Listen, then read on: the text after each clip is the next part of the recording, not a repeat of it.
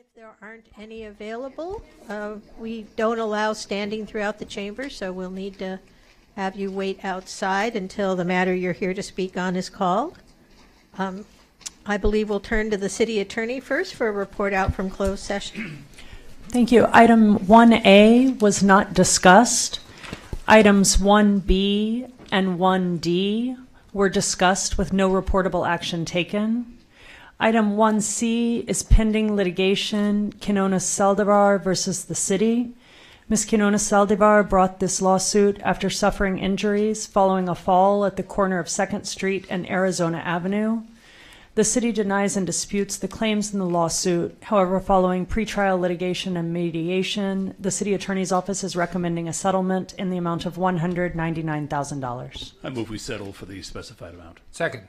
Moved by McEwen, seconded by Winterer. May we have a roll call vote, Ms. Anderson-Warren? Councilmember Moreno? Yes. Councilmember Himmerich? Yes. Councilmember McKeown? Yes. Councilmember Winter? Yes. Councilmember Hara? Yes. Mayor Pro Tem O'Day? Yes. And Mayor Davis? Yes, that passes unanimously.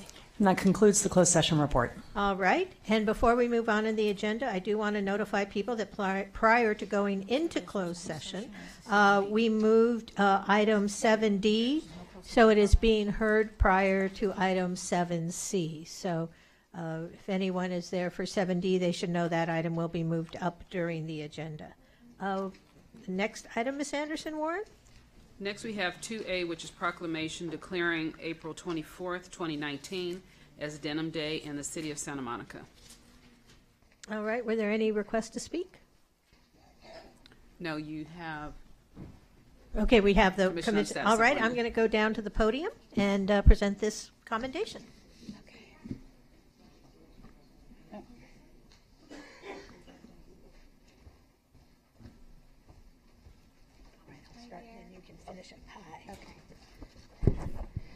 So I won't read the entire proclamation, but just so people get a flavor of what we're talking about.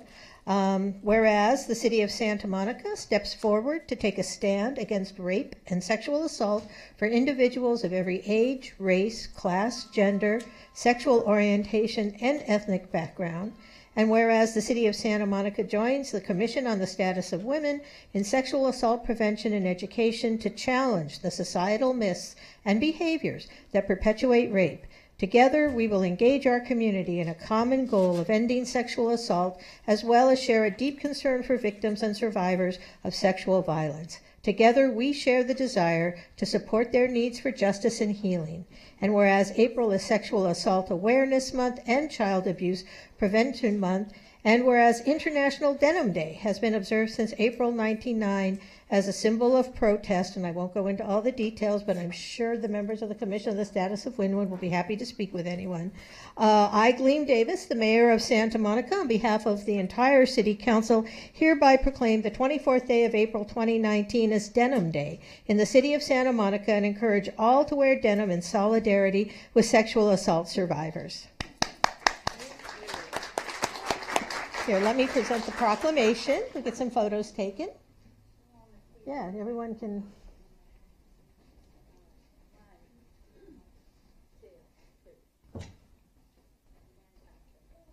Great, thank you. And I'll turn it over to Ms. Gazarian, the head of the Commission on the Status of Women. Great, thank you. Look forward to seeing you tomorrow, too.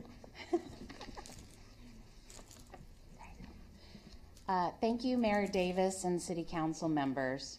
We thank you for recognizing April as Sexual Assault Awareness and Child Abuse Prevention Month and for this Denim Day proclamation. Sexual violence is a serious public health problem that impacts everyone regardless of age, race, or income level and is preventable. Sexual violence affects people of every gender, identity, and sexual orientation. Many in this room have experienced harassment, assault, abuse, or rape. And statistics show that by far the highest rate of assault and abuse is experienced by women, children, and those that identify as part of the LGBTQIA community. Denim Day began in a small park in downtown LA in April of 1999 by Peace Over Violence as a response to the myths and lies prevalent about rape. Initially conceived as a symbolic protest after an Italian Supreme Court judge overturned a lower court's rape conviction because the victim was wearing tight jeans. Denim Day grew into a national and international campaign and is now recognized as a widespread awareness movement. On Denim Day, people skip their business attire and wear jeans on purpose to protest the myths surrounding sexual violence in all its forms and to signal their support for survivors. Denim Day is now observed across the U.S. from LA to New York, in North and South America, Europe, Asia, Africa, and Australia. This year, on the 20th anniversary of Denim Day here in LA, the COSW is pleased to continue wearing denim with a purpose for the third year in a row on April 24, thanks to the hard work of our COSW ad hoc commissioners Elena Christopoulos, Tawana Taylor, and Nancy Parandozzi. The message we share is that there is no excuse and never an invitation to harass, assault, abuse, or rape. We are calling upon you and counting on you and the community to make a social statement with your fashion and support and participate in Denim Day on April 24. Join us in spreading the message, educating yourself and others, and wear denim to support survivors everywhere and to end sexual violence. Together, we can change the attitudes and culture that enable abuse. Our ultimate goal is to change the culture, provide resources, and educate, and continue to push legislation in the workplace, schools, and elsewhere to hold abusers accountable. All of us need to create spaces where all survivors are believed, heard, and supported, regardless of who they are, where they come from, or how much money they may or may not have. As many of you are aware, most victims turn to someone for help. However, when victims are blamed or questioned insensitively, they end up not reporting or getting help. That is why most sexual assaults go unreported, and when they are reported, less than 3% result in conviction or incarceration. We hope you'll join us in this global message of support for sexual assault survivors by wearing denim and joining us in solidarity at 6 p.m. on the steps of Santa Monica City Hall on April 24.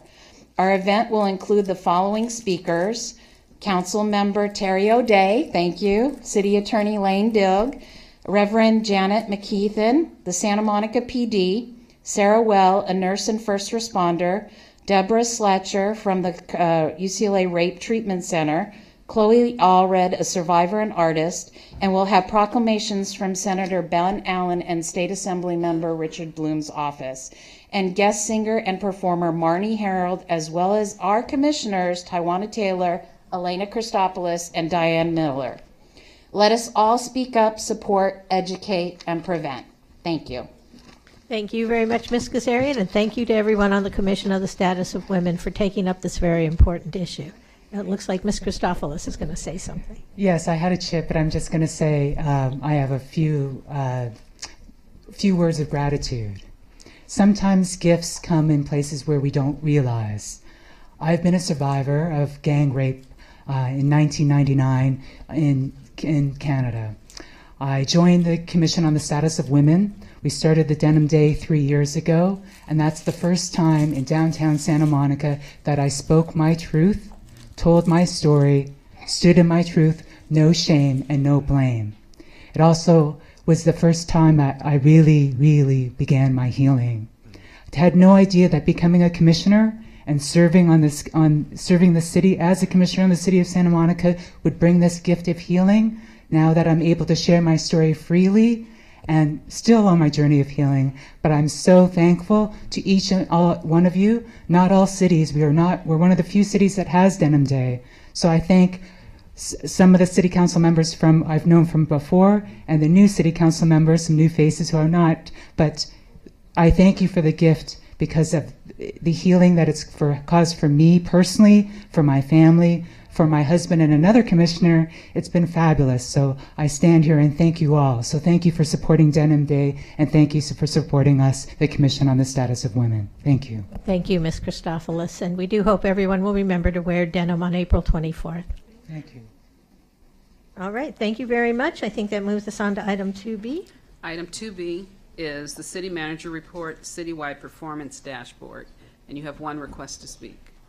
Oh, no, I'm sorry, you don't. No request to speak, right? Madam Mayor, members of the City Council, members of the public, this is Tim Dodd, our Chief Performance Officer, who has been working for almost 3 years now on generating data that will help us better manage our performance and be more transparent with the public in having them be able to see for themselves how well their tax dollars are being spent.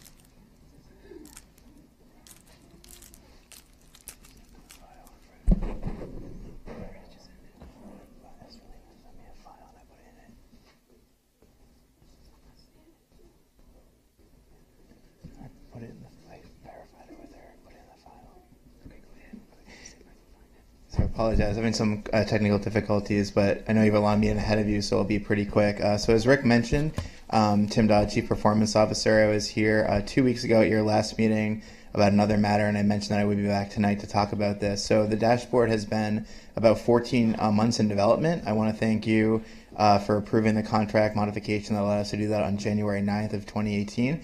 And I also want to thank who are in the audience tonight, two of my team members, David Gardinier and Trevor Marsden, who got us to this point. So the dashboard is live. I hopefully will be able to show you quickly what it looks like. But for those of you who are able to take notes or go on a device, it is just santamonica.gov/dashboard. The dashboard is the highest level of our performance management program, and it's intended to basically show the community how well we're doing in 51 different metrics that are important to the community. So those metrics primarily came from the Well-Being Index and the Sustainable City Plan. They are, as I mentioned, the highest level of our performance program. The dashboard is organized around the 7 outcomes that are in our framework for a sustainable city of well-being. Each of those has multiple different areas. Sorry. It's last dashboard. Thanks.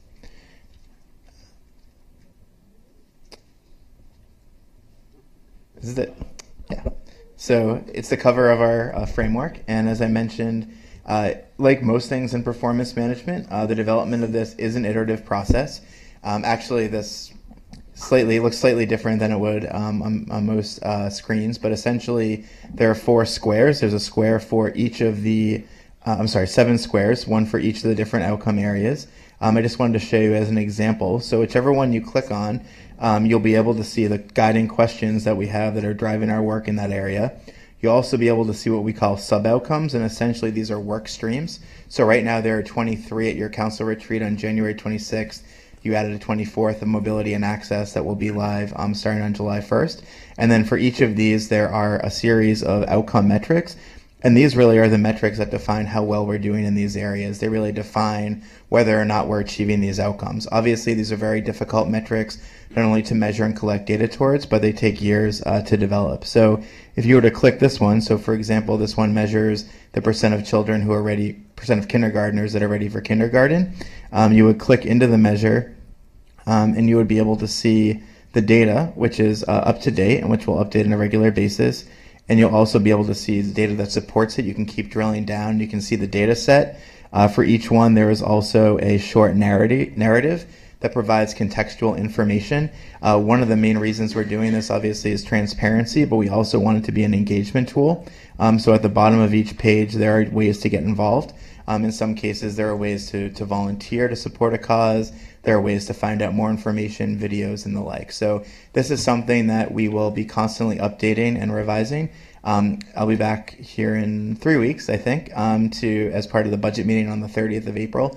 And at that time, we'll be providing the framework with a few updates as a draft, and then we'll come back to you to ask you for your approval of that document on June 4 and 5, and whatever changes are in that we'll make in the dashboard in July. So just thank you for your support. I'm very proud that we're able to get here today. There are several other cities that have a dashboard like this, but it is a first for Santa Monica to have one that fully encompasses all of our work.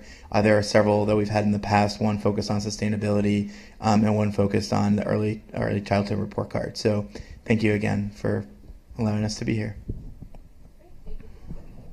Sorry, thank you very much. We have any questions? doesn't look like we do. Well, thank you for that presentation. We look forward to seeing future iterations of the dashboard. It looks like a really powerful tool for everyone in the community to use to find out how we're doing on our priorities. Thank you. Great, thank you.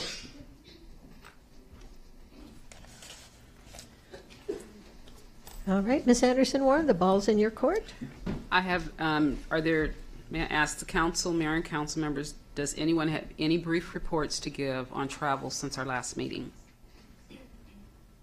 Seeing no one in the queue? I enjoyed the chocolate. Thank you. Excellent. Glad to hear that. There will be future rewards when people travel for keeping their report brief. So, all right, we'll move on to the consent calendar. The consent calendar, all items will be considered and approved in one motion unless removed by a council member for discussion and you have no request to speak. All right. So with no public hearing, council, the matter is before us. Does anyone have any matters they want to pull? Councilmember Morena. Yep. I'm going to pull 3B. All right. Anyone else need to pull any matters? Nope. Then I'll entertain a motion for the entire consent calendar except for 3B. So moved. Second? Moved by Winterer, seconded by Hara. Can we have a roll call vote, Ms. Anderson-Warren? Mayor Pro Tem O'Day? Yes. Councilmember Hara? Yes. Councilmember Winter? Yes. Councilmember McCown? Yes. Councilmember Himmelrich? Yes. Councilmember Morena? Yes. And Mayor Davis. Yes, that passes unanimously of the council members present. 3B, do you want a staff report or just have some questions? No, I have to recuse myself. Oh, all right. Because of my family business on the pier. Oh, you know what? I totally didn't see the word peer there. All right, if you'll step out of the room, but don't go far. I think we'll be quick.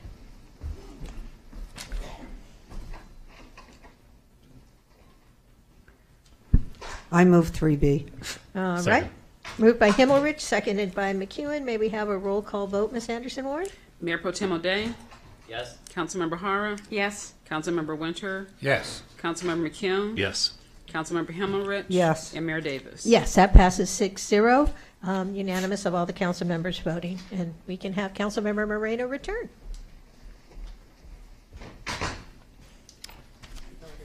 We'll call the next item, Ms. Anderson-Warren. Next, we have 7A is the second reading and adoption of an ordinance amending Santa Monica Municipal Code, Chapter 9.64, to exempt certain 100% affordable housing projects owned and operated by nonprofit housing providers that are subject to the California Tax Credit Allocation Committee regulations, and to remove the extremely low-income affordable housing category.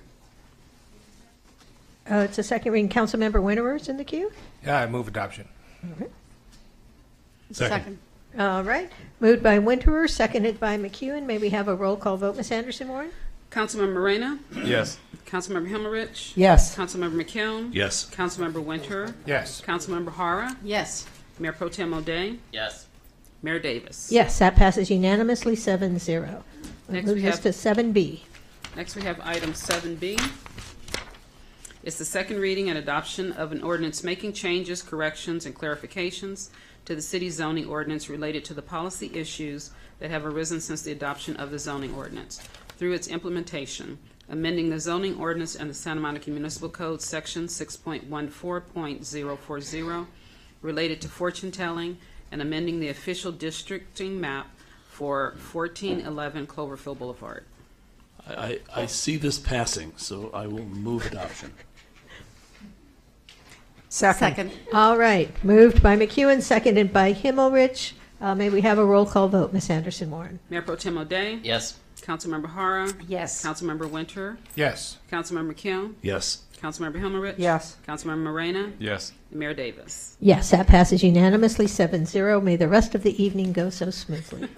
So now we have item 7D ahead of 7C, introduction and first reading of an ordinance amending Santa Monica Municipal Code, Chapter 2.24, Purchasing System, and you have one request to speak. All right, and before you begin, I heard a couple of times cell phones out there. I want to remind everyone to please silence your cell phone. You open it? Okay. Do you want me to open the other one? It's the other one. That's C. Penalties on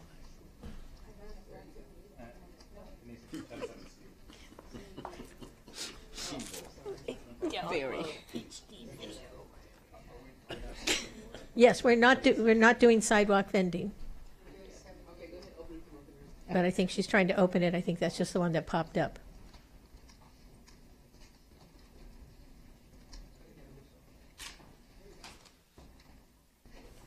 That looks right.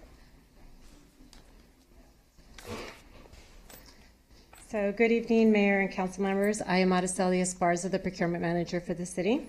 I will be presenting on the key recommendations of the ordinance amending the city's purchasing code.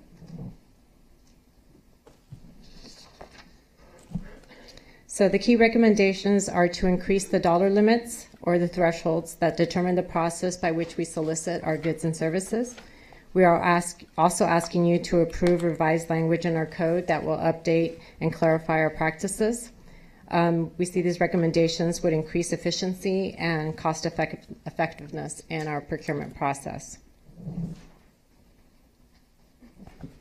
So before you, you have a table that lays out the current solicitation thresholds as well as the proposed ones. I'd like to take a minute to explain the terms in front of you. We categorize our procurements into two groups, goods, contractual services, and public works. The goods are materials and supplies. Contractual services are for our routine and maintenance type work. And then public works is most commonly referred to construction. We have professional services, which are for more product of the mind type work. For example, attorneys, architects, and/or engineers and designers.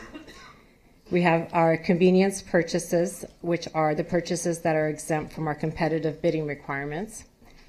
Our informal purchases, where staff solicits 3 or more quotes and then is awarded by either myself via purchase order or the city manager.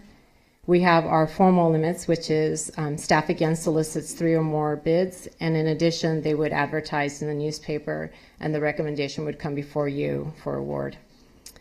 Both formal and informal processes have strong internal controls, and the bids and proposals are available to the public for review while they're being bid and also after award. They're available on the city's online bidding portal.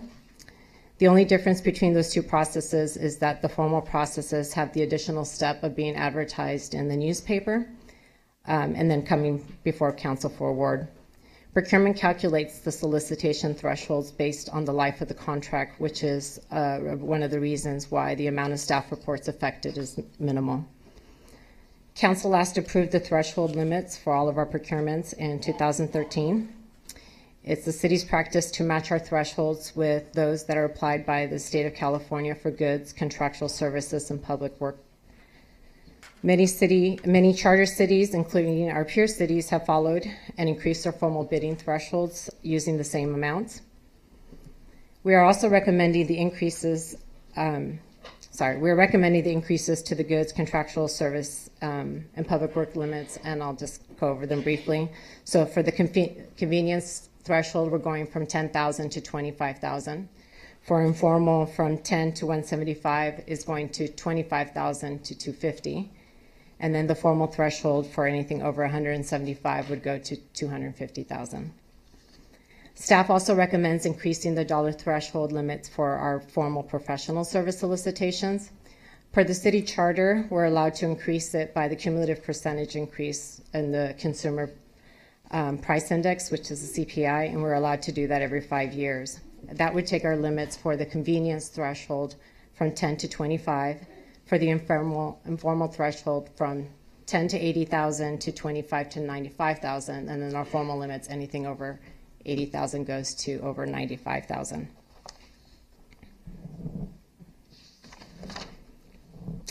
These changes join a number of other initiatives that we're already working on that save citywide staff time and help us control expenditures, which in turn allows staff to work on additional initiatives that streamline our procurement process, control and lower our expenditures, some of which I've presented on previously.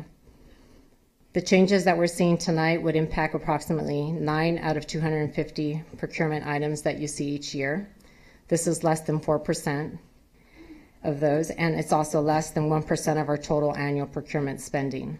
The seemingly small change has a significant impact on our operations. However, for example, the difference between a formal and informal solicitation can be up to 4.5 months before the work can actually begin, and the amount of the citywide We've calculated it to be at least 40 hours, and this gives us, if they were formal, and this gives us more time to focus on other strategic initiatives.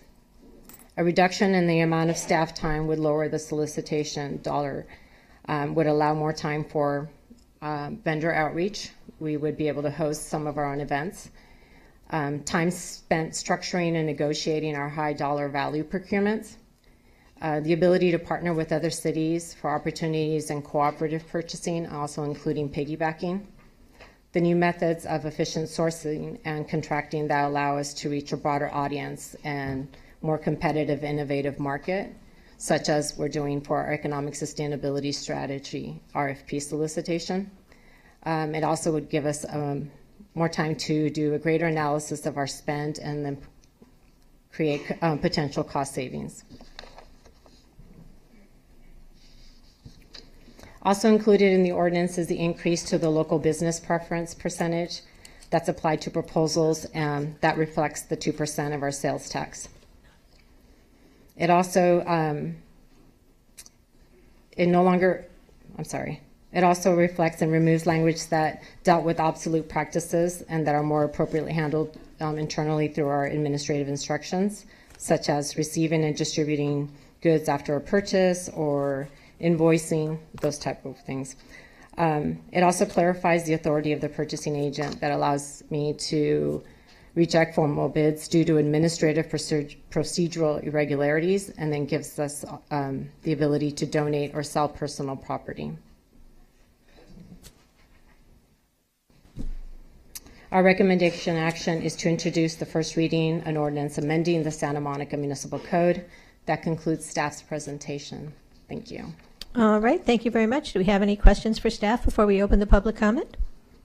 Councilmember Morena. Thank you for your report. Just a couple of questions. Does this program fall into the new ISD system that we have internally? So all the thresholds will be adjusted and it'll all work within the framework? Correct. It would be adjusted in our Tyler system, which is our financial ERP system, and it would also be done for PRISM. So I wasn't sure which one of the two you're talking about, Great. Which is our internal procurement one. Okay. Yeah, that was it. And you said strong processes just by diligence of our audit commission. This is all following the same protocol, right? Nothing changes. All the same thresholds exist for approval, et cetera? Correct. Awesome. The local business preference, I see the dollar amount adjusted, but it doesn't talk about other sort of soft considerations, things like time doing business in Santa Monica, community benefits, local jobs. Have we considered putting that stuff in the ordinance? Has that been contemplated before, and is that even within your purview, or does that fall into another department? That would be, Councilmember, I didn't mean to interrupt you. No, So sure. that would be a policy matter not under the Finance Department. Got it. So is now the time to talk about that? Now would not be the time to talk about it because it's not agendized. I think if that's something you want the council to address as a policy, although I do think we have some policies in that arena, you can give direction at the conclusion of this item, but I think we've already addressed some of those issues. Okay. Direction. I do recall we have an ordinance in place that gives preference on procurement to local business, and maybe it would be useful for staff to provide Councilmember Moreno with a copy of that so he knows where we stand now, because I think we did that 15, 20 years ago. Awesome. That'd be great. So just so I'm clear in how to read these things, 2.24.200 is not that ordinance. There's another supplemental that then cross-references this. Is that fair to say?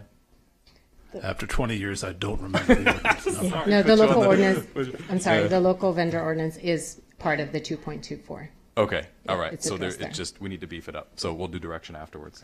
And then my last question is 2.24.280. We also have the order listing on how we evaluate RFPs, and price is always number one. Is that a post-directional thing, or is that something that we're going over now? Rick, that's more to you.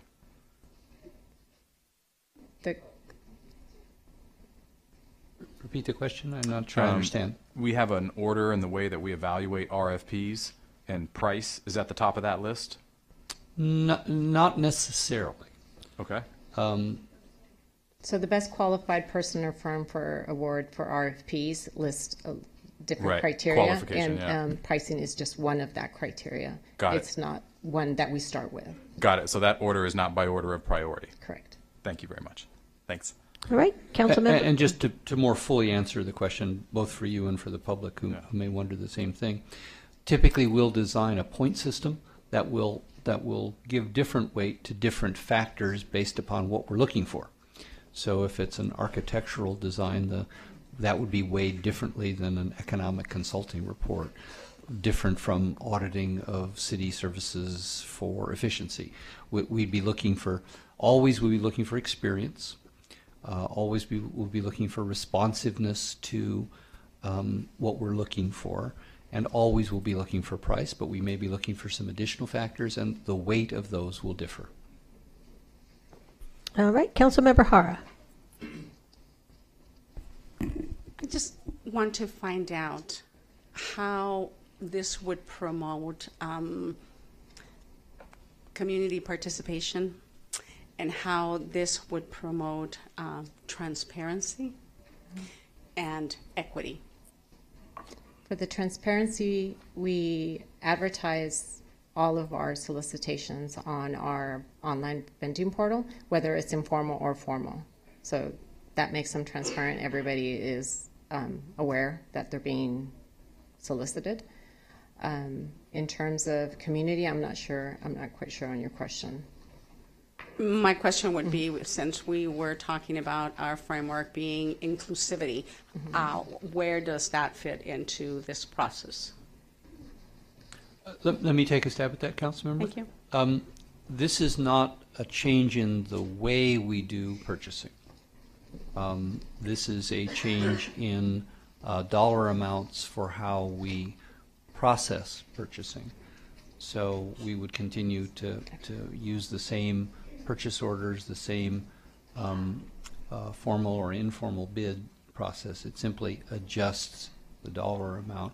So if we want to take a look, as Councilmember Morena has raised, or if you have suggestions about how we change our purchasing policies, that's a valid but different set of issues. Okay, thank you. To address the inclusivity, I could say that we do vendor outreach events where I've attended quite a few, and looking to host one in Santa Monica where we can have all vendors come and learn how to do bidding and how to become a vendor with the city. And I suppose that the equity would also come in, and part of what Councilmember Morena stated is how do we come up with the I guess local, right, businesses. Would I be correct in assuming that? How we define a local business? I'm not sure the question. Well, what I'm thinking is that if in defining the equity piece, also would that mean if we are trying to promote from within the city of Santa Monica, would that be a part of policy change then? If we want to take additional steps beyond what we already, as Councilmember McEwen has reminded the council, the city has a local business preference built into its existing ordinance. The shape of that, the significance of that is always subject to further review. That opens up a Pandora's box of challenges, but we're happy to talk with the council about those challenges and opportunities and the trade-offs involved. Thank you. All right, seeing no further questions, we'll open the public comment. We have one public comment from Denise Barton.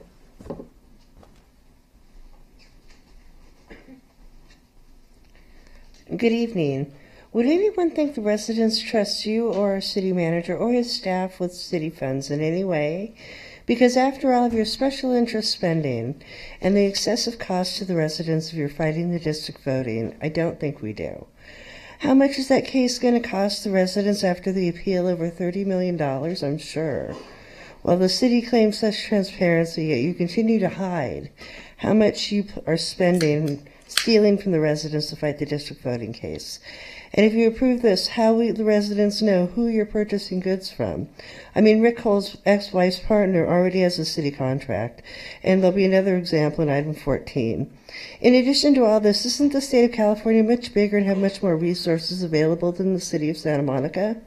I don't believe the residents want you making deals behind the scenes. Thank you.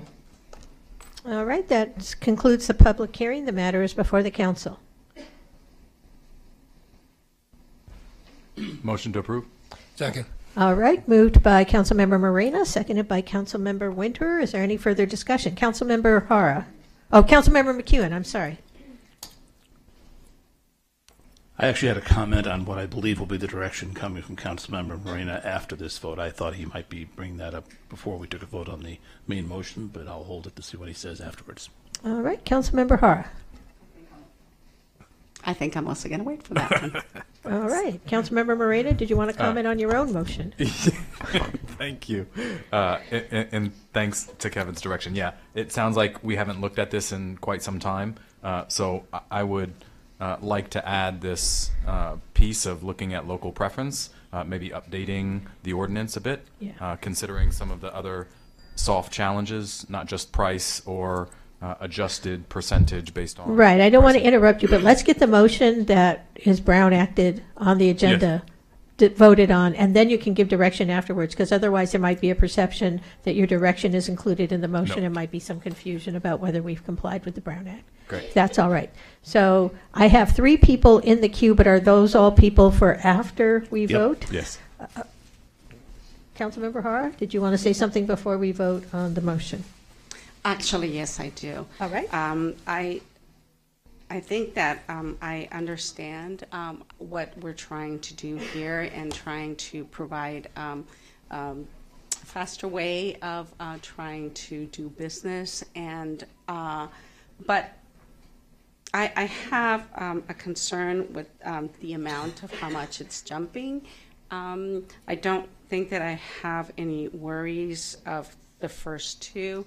But I do with the third one, where it jumps to $250,000.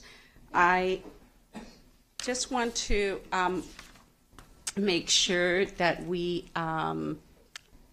as I question about the transparency and the processes, I know that we can go ahead and take a look at everything on our website, but that doesn't equal to everyone being able to process it the same way and not being able to have any input in the selection process. So I'm just a little concerned with that amount, that it's just so large. I could be wrong, and but I just want to be, I guess I'm going to be a little bit over cautious as to how much it is that we are providing as not coming to the city council. All right, Councilmember McEwen? Let me follow up on Councilmember Hara's question by asking staff. I understood the change in the amount to be commensurate with real purchasing power. In other words, that the amount that we had adopted years ago with compounded cost of living increases would now be the higher dollar amount, but it's essentially the same amount of purchasing power we had agreed to allow to be done administratively many years ago. Is that correct? Correct. So the number has gone up, but the purchasing power is the same as it was the last time we adjusted these, which has been in place for many years without a problem. All right, seeing no further requests to speak, we will go ahead and vote. The motion is to adopt the staff report, moved by Moreno, seconded by Winterer. Is everyone clear on the motion? All right, Ms. Anderson-Warren? Mayor Pro Tem O'Day? Yes. Councilmember Hara?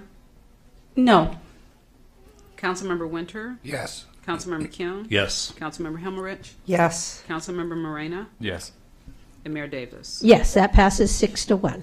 Thank you very much. We'll move on to item 7C. Was there direction? Yes. Oh, yes, I apologize, Councilmember Moreno. Thank you. Sorry. Yeah. I missed that. I had If you my push mic the button, on. there's a 50-50 shot I'll see you at least. Okay, so the additional direction is to look at 2.24200 and consider the local preference. Maybe some other soft items in there that are not just price considered, but time doing business in Santa Monica. Are they providing local jobs in Santa Monica, community benefits in Santa Monica? The other price consideration, and I don't know that it's factored in this way, but sales tax and business license revenue that all returns to the city should probably be considered as well. And then pre-existing businesses working in an exemplary manner. And do we have a standard for exemplary? All right, Councilmember McEwen. I mean, I'm assuming that's a motion, Councilmember Moreno? That's a motion. Is there a second? I will second and explain, I think, where we stand. We have many of those in place now. I can't find them all right at the moment, but I do recall almost 20 years ago, it was I who carried the motion, that we allowed a discount on the price for local vendors specifically equal to the sales tax and business tax, et cetera, because it needed to be fair and equitable to people who weren't in the city. We had to demonstrate there was an actual legitimate legal reason why we would lower the amount and give them the discount. So we did that. I know that when we've done contracts for various city leases, et cetera, and you're familiar with this, being a leaseholder on the pier, that there are adjustments for local businesses, length of time in business, successful operation. But it would be useful to get them all in one place. All right, so that we have direction about amending 2.24200 to clarify some of the soft items mentioned by Councilmember Moreno, including local businesses who provide jobs, benefits, sales tax, business license revenue, and other pre-existing good things that the city likes. Motion by Moreno, seconded by McEwen. I think we can do that by a voice vote. All those in favor say aye. Aye. Opposed? No opposition. That direction passes unanimously. Thank you. Next, we have item 7C. It's a comprehensive sidewalk vending program and emergency ordinance. And you currently have 22 requests to speak.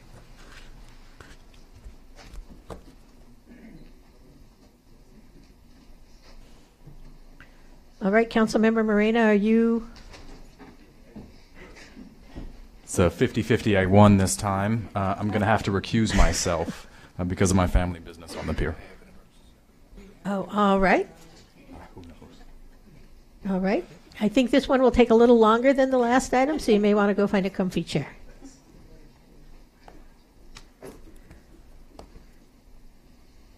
Good evening, Mayor and Council. Before we begin, we just had a brief announcement regarding interpretation services that we're making available for this evening's item. Good afternoon. My name is Diane Orozco, and I'm a certified Spanish interpreter. And I'm going to make an announcement letting them know that we have equipment in case they want to use the equipment. Buenas noches a todos. Les quiero informar si alguien de ustedes necesita el equipo de traducción. Por favor, alce la mano e inmediatamente les vamos a dar el equipo. Nada más quiero informarles que tenemos 25. Por favor, los que lo necesiten, alcen la mano y se les va a entregar, ¿ok? Gracias.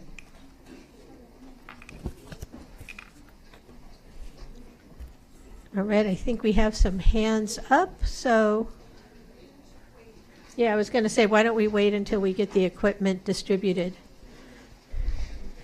In the meantime, does anyone have any announcements of future events? Councilmember McEwen. Well, it's not an event.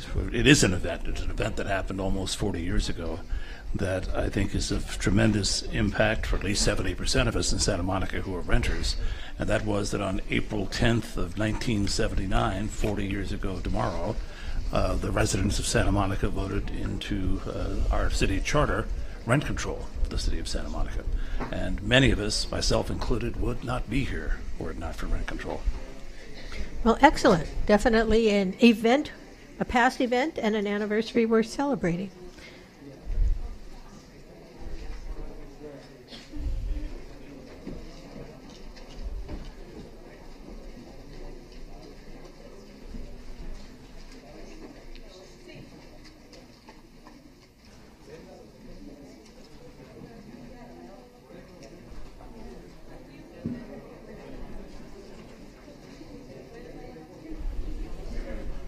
If people had known we were giving out free iPods tonight, we would have gotten an even bigger crowd.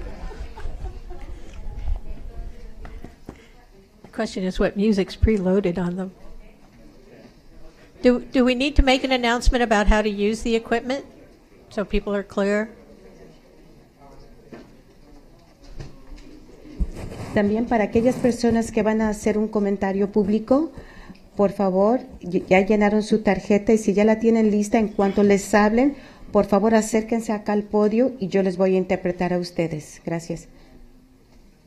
I have a question for you, Mayor. In the tonight, we are unusually providing simultaneous translation into Spanish for those who will hear us speak in English. Will there be simultaneous translation for us back to English from Spanish speakers who are testifying, rather than having the double time that is usually our practice? Councilmember, I can answer that. Yes, actually the original plan was for Diana, who is here for the translation, to provide interpretation for the public comment, but she did bring the headset equipment as well so that the folks who are Spanish speakers can also understand the staff presentation as well as the council dialogue. So yes, that will be available for anyone in public comment. My question was coming the other way. When members of the public testify in Spanish, typically we don't have very many, so we hear the Spanish and then somebody repeats it in English and we give them twice as much time to do that. Will we have simultaneous translation from Spanish testimony into English tonight? In other words, are there headsets for us? No, I think the plan is for her to do consecutive interpretation. Okay. Yes. All right, thank you. But perhaps something to think about in the future.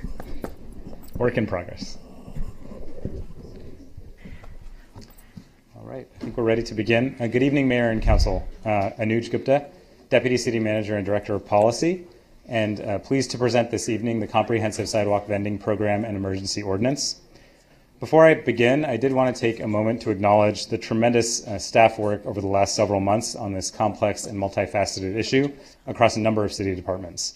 Of course, our partners in the City Attorney's Office, the Code Enforcement Division of the Planning and Community Development Department, the Business Licensing Unit of the Finance Department, Housing and Economic Development, Community and Cultural Services, our police and fire departments, as well as my colleagues in the City Manager's Office, in the Office of Communications, Civic Wellbeing, and our small but mighty policy team. What we'll share with you tonight is a recommendation based on our desire to expand economic opportunity for those who live or work in Santa Monica, while protecting public safety, health, and access in our city's most high-traffic and iconic public spaces. Now, to provide important context on why we need to address this issue now, and the city framework outcomes and values that inform our recommendations, I would like to invite my colleague Ramandeep Kaur to the podium. Ramandeep is one of our two management fellows who, along with Helen Yu, have played instrumental roles in developing our vending policy. The Management Fellows Program is a key part of our efforts to build a pipeline for the next generation of talent in the public sector. And I think Raman and Helen, as you'll see this evening, are shining examples of that talent. So we'll begin with a brief presentation from Raman. Keep turning that off. Before you begin, I think we have an issue to resolve, which is the fire marshal has said that the room is overcrowded, which means that only people who actually have seats in the council chamber can stay in the council chamber. There is seating outside of the council chamber. If you've put in a chit to speak, we will call your name there. The council meeting is being broadcast out there, and we'll call it far enough in advance so you can come into the council chamber and line up. So, Ms. Lichtig, I'm sending them outside. Thank you very much for your cooperation, folks.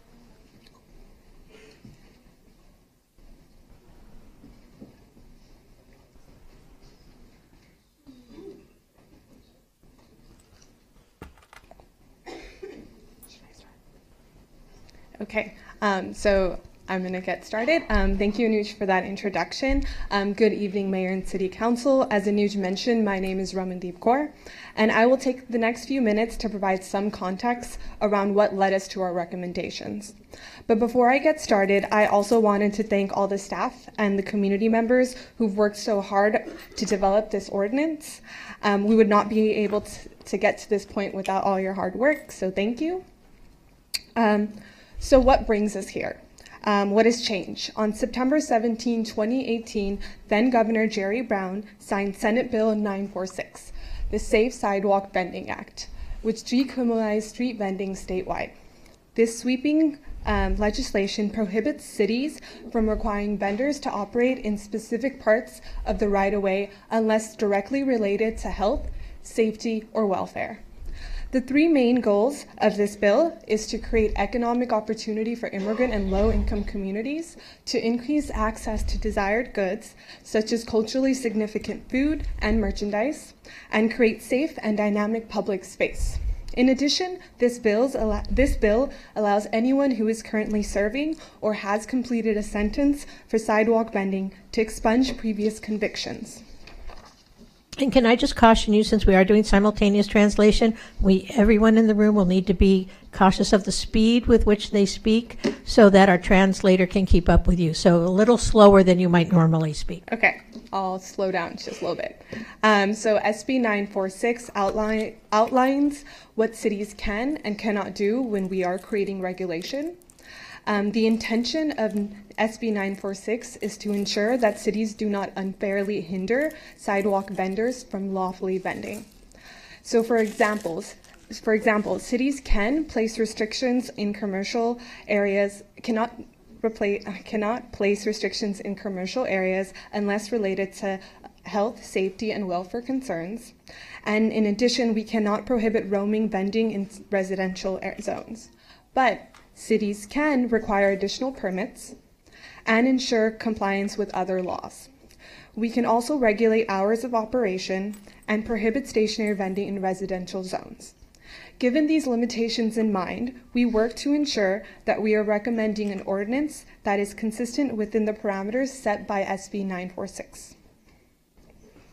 We also recognize SB 946's goal of creating a safe and dynamic public space aligns with our framework outcome area of safety. In our research, we've identified public areas inside Santa Monica that are highly congested, and street vending could impact public safety in these congested areas and streets. As we all know, Santa Monica is a local, regional, and international tourist destination. The popularity of our pier and our 3rd Street Promenade already produces a lot of public safety concerns, and we do not want to increase congestion in a way that endangers public safety. In the process of creating this ordinance, we assess the need for mitigating fire risk, protecting emergency evacuation routes, and minimizing obstruction of access in public right-of-way, among other factors. As this photo illustrates, just some of the concerns we've listed here that exist in public spaces such as the beach. To further illustrate our concerns, the photo on the left shows how crowded it can get on a typical day on the pier near Bubba Gum. You see both vendors and visitors.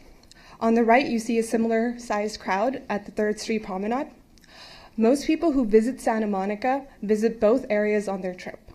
So on any given day, we already have concerns around ingress and egress, public right-of-way, and fire safety. Thus, we needed to ensure an ordinance that seeks to maintain conditions in our highly trafficked areas. While SB 946 represents some sweeping changes, the bill's two primary goals of creating economic opportunity for immigrant and low-income communities and increasing access to desired goods align with our city's framework outcome area of economic opportunity.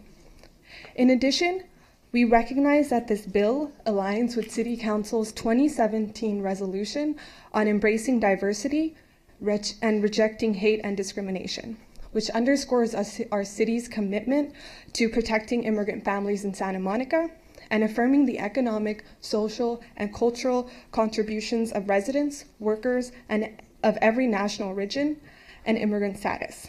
This bill presents just another avenue to ensure that we are increasing economic opportunity for our immigrant and low-income communities. In a federal environment that threatens the livelihood of immigrant workers, we in the city of Santa Monica can support micro-entrepreneur vendors by creating a safe and accessible environment for lawful sidewalk vending. In a report by the Economic Roundtable, researchers found sidewalk vending supports the local economy by increasing accessibility to goods and creating a multiplier effect from the supplies that they purchase and the income that they spend. In addition, researchers find that sidewalk vending is a $504 million industry in Los Angeles. And LA has shown that street vending has the potential for economic benefit. In Santa Monica, we are interested in reaping very similar benefits at a very different scale. In a 2010 study of shoppers in Mexico City, found that shopping malls coexisted with street markets because each appealed to shoppers in a very different way. On one hand, you had shopping malls that offered aesthetically pleasing environments and brand names to consumers, while on the other hand, you had street markets that offered cultural history, ethnically specific food, and traditional goods. Thus, our approach to this ordinance has been mindful of the state bill's intent to lower economic barriers for these micro-entrepreneurs choosing to lawfully vend. We recognize that we need to strike the right balance between economic opportunity and public safety. In developing this ordinance, we brought in the important and necessary stakeholders. We work with the LA Street Vendors Campaign, the primary drivers of SB 946, which are a coalition of LA-based nonprofits and research centers, such as the East Los Angeles Community Corporation, the Leadership for Urban Renewal Network, Public Council, and the UCLA Labor Center. In addition, we reached out to our business community, including members from the BIDS, from Santa Monica Pier Corp, from Chamber of Commerce, and from downtown Santa Monica. We presented our findings and our proposed vending rules to our peer board and Parks and Rec Commission. In addition, we hosted a bilingual vendor town hall, which focused on reaching unlicensed vendors. We had over 100 current and potential vendors come and hear about upcoming changes and provide feedback about the ordinance. We will host another vendor town hall in the latter half of April to inform current and potential vendors of upcoming changes that we decide to adopt tonight. The feedback we received during this process from our stakeholders help us frame our policy and develop alternatives. With that said, I will now turn it back to Anuj so he can walk us through our proposed ordinance.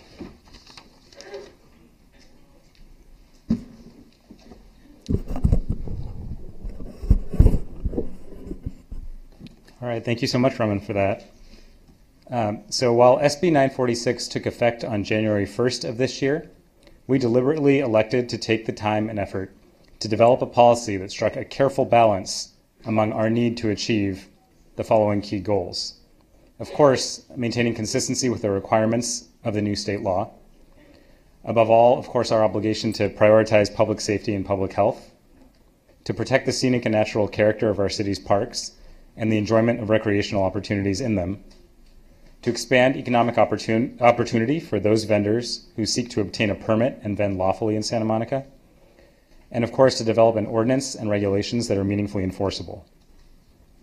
We're recommending to the Council tonight that we proceed by emergency ordinance in order to address the immediate public safety concerns, especially with respect to the ongoing vending activity on or near the pier.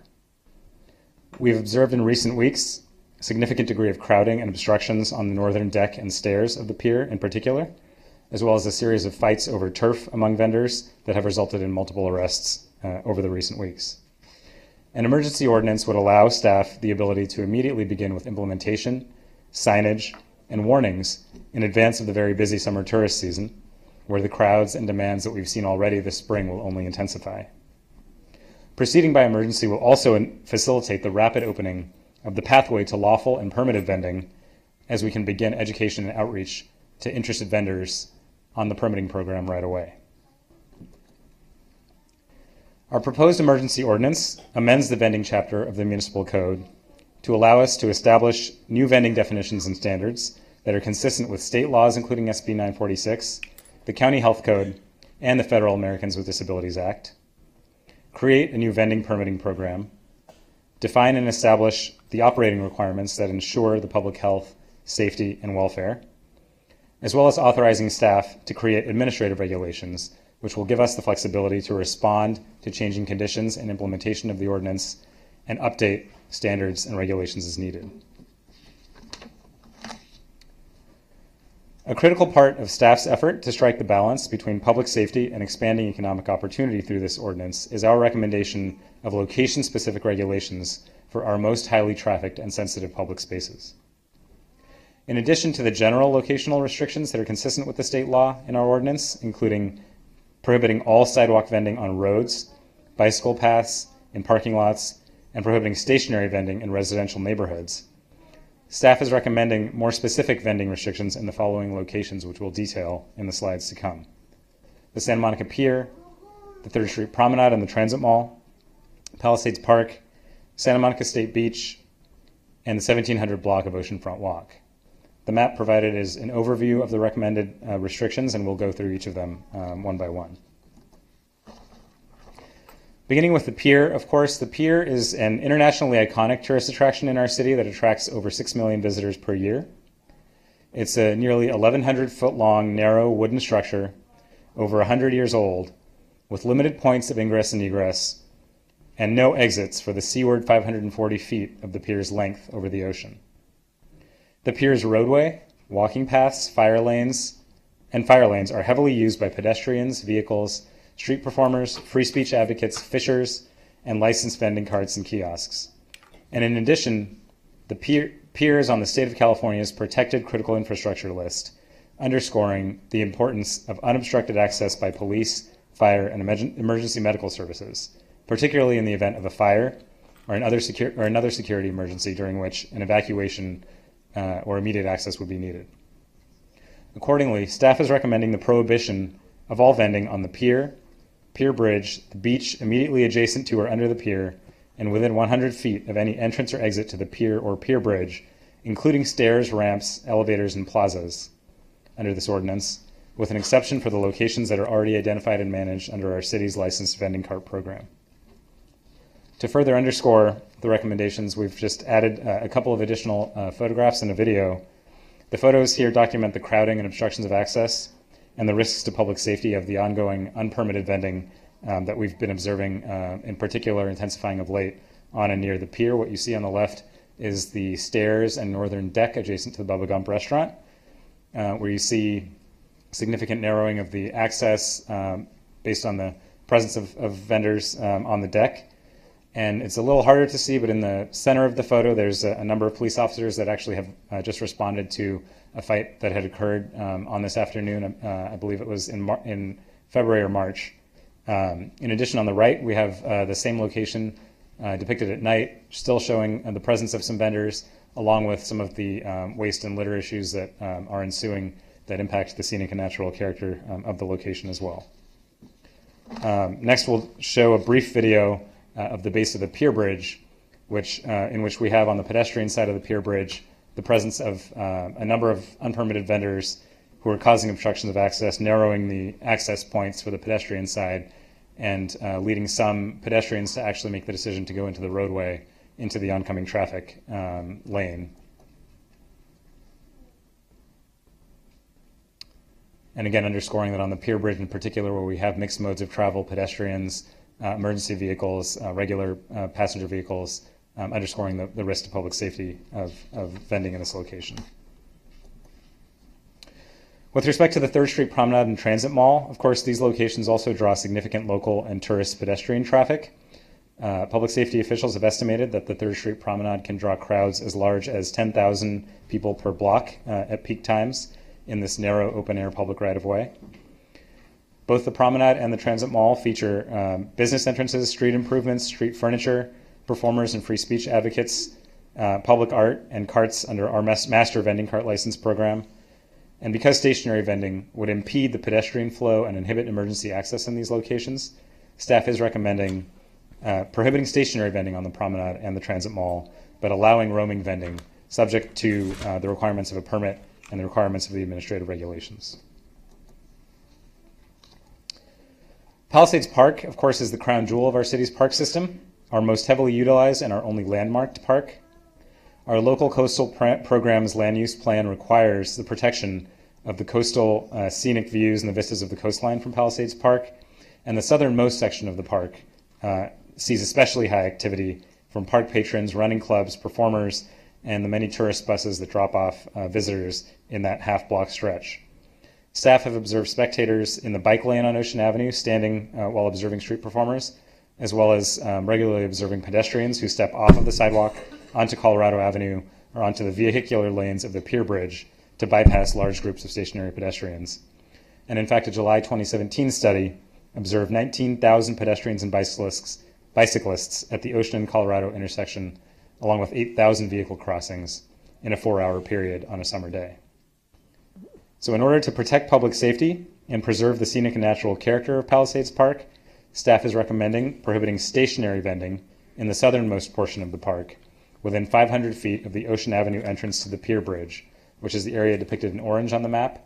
The area in purple is captured within the 100-foot buffer zone outlined earlier, since it's at the top of the Pier Bridge access area to the pier, where staff is recommending that all vending be prohibited. Finally, with respect to the Santa Monica State Beach, the beach is, of course, the most heavily used beach in LA County, drawing over 18 million visitors annually, with a range of free recreational uses. And Oceanfront Walk is trafficked heavily by many of the 100,000 people who typically enjoy the Santa Monica State Beach on a typical summer day, and is often congested with visitors traveling between the hotels, the pier, the beach, and the other attractions in the area. Oceanfront Walk is also used heavily by police and fire, responding to emergencies in this particular stretch. So in order to minimize commercialization and disruption of recreational activities and ensure unobstructed access for police, fire, EMS, and lifeguards, staff is again recommending prohibiting stationary vending on the beach and 1700 block of Oceanfront Walk, while allowing roaming vending with a permit subject to the administrative regulations. We recognize the density of visitors and tourists at the locations that we've just discussed, where we were recommending restrictions or prohibitions on vending, represent many of the most desirable vending locations from the point of view of economics, particularly the pier. Accordingly, we've been eager to identify alternative locations where permitted vendors could establish lawful, safe, and accessible operations that would be similarly lucrative. In particular, we'd like to highlight the southern sidewalk of the Colorado Esplanade. Opened in 2016, the Esplanade, of course, receives a steady stream of foot traffic as the vital link that connects the Expo Line terminus to the pier and the beach, as well as other points of the downtown. The Expo Line, as you know, receives 60,000 riders per day, and the wide, accessible southern sidewalk of the Esplanade is also adjacent to Santa Monica Place and downtown Santa Monica. Staff is eager to work with partners, stakeholders, and vendors to encourage and facilitate permitted vending, both potentially roaming and stationary, at the Esplanade, working towards an ultimate vision of a uniquely activated and dynamic public space that can serve as a global vending bazaar and a draw and an attraction in Santa Monica in its own right. The Santa Monica Pier Corporation has also shown great interest in partnering on this vision, and you may hear more during public comment from Executive Director Nagin Singh on the compelling vision for the future of the Esplanade as a thriving global marketplace that could be economically attractive to vendors as well. Continuing with the theme of creating a permitting program that is attractive and accessible to aspiring vendors, staff is committed to ensuring that those who seek to vend lawfully and obtain a permit are not impeded by barriers to entry posed by costs or lack of information. Our business license unit is scheduling workshops on permitting to inform and assist vendors with the application process, and trainings and materials will be made available in Spanish and English. We have decided to keep the permit fees relatively low, equivalent to the existing mobile vending permits for food trucks and the like. In addition, in consultation with the city's risk manager, we have decided at the outset of our program not to impose insurance requirements on sidewalk vendors, unlike what some of our neighboring cities have chosen to do. The insurance liability requirements can be cost prohibitive for vendors. We will, of course, revisit this policy periodically, and if necessary, based on circumstances, make amendments to this policy decision. I'd also like to highlight that the latest round of the PICO Wellbeing Project microgrants open to residents of Santa Monica are focused on economic opportunity with a particular focus area on vending and startup costs for those who wish to vend. That round of microgrants opened April 1st and is available for applications now. We will also be developing a robust outreach campaign with multiple target audiences for our vending program, of course, to establish awareness of the city's new permitting program among residents and businesses. to encourage and empower aspiring or current sidewalk vendors to vend lawfully and participate in our permitting program and be aware of the requirements and restrictions, and also to educate residents and tourists on how to be an informed consumer and how to protect their own health and encourage them to buy from permitted vendors. We're working on a bilingual public information campaign with simple, eye-catching graphics and pocket guides, and we'll be working with local artist Rostin Wu to produce a compelling resource and set of visuals for this campaign. Rostin Wu developed the Vendor Power Guide in New York City. You see a sample visual from that guide informing vendors of the restrictions above. And he's also working with the LA Street Vendors campaign in Los Angeles. He's created an intentionally inclusive feedback process that will incorporate vendors in the messaging and in the design. And we'll be working with him and rolling out on a phased basis this outreach effort over the spring and summer. With regards to enforcement, our code enforcement department will maintain primary enforcement responsibility of the vending restrictions and permitting regulations, with the heaviest focus on the pier and beach due to their appeal and the particularly high safety concerns regarding vending on the pier outlined earlier. Staff intends to restore a dedicated code enforcement detail at the pier and beach with a minimum of 2 officers who would hold enforcement responsibilities for vending citywide. Our code enforcement manager, Sharon Guidry, is assessing allocation of existing staff resources, the trade-offs necessary to maintain the flexibility to ensure staff safety and effective enforcement of this program. In addition, the LA County Department of Public Health, of course, holds primary enforcement responsibility for the health code, the county health code, but our municipal code does incorporate the county health code, and it will be a part of our code enforcement department's inspection process, as well as a prerequisite to obtaining a permit in the first place if a vendor wishes to sell food. We are also working with the county to increase their presence in the city for both periodic inspections, but also issuance of permits on a mobile basis if possible, as well as to conduct periodic enforcement efforts. I'd also like to note that Santa Monica Police Chief Renaud is implementing her reorganization and police patrol redeployment actually this weekend. And as part of that redeployment, there's a new dedicated pier and beach safety detail led by Sergeant Brent Crafton. Sergeant Crafton has actually already launched an effort focused on ensuring safe access and fire code compliance on and around the pier to address some of the obstructions of access and fire lanes that we've seen related to the unpermitted vending on the pier. And Sergeant Crafton and his team will serve as a key partner of code enforcement going forward. And I did want to note that Ms. Guidry, as well as Chief Renaud and Sergeant Crafton, are available this evening. They're here in chambers to answer any questions from council. As we move forward with this policy, staff does intend to monitor the effectiveness of our new regulations and our enforcement approach, and we stand ready to make adjustments for changing conditions based on stakeholder and resident feedback and observing best practices from other cities as we wrestle to adapt to the changes imposed by this new state law.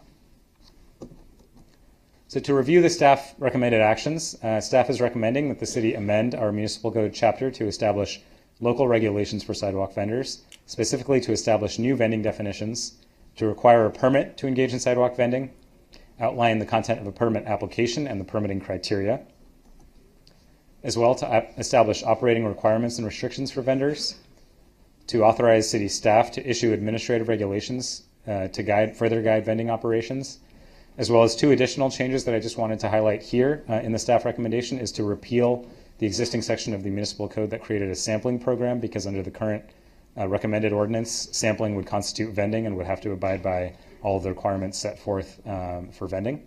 And finally, to highlight that the staff recommendation also includes a prohibition of the vending of vehicles or motorized devices from vehicles or from mobile vending. This is to address an issue we've seen particularly in recent years of trucks or vans that rent electric mobility devices, scooters, go-karts, mopeds, often adjacent to the beach bike path, primarily used on the beach bike path in clear violation of our local law, which the council clarified last August with respect to motorized devices on the beach bike path.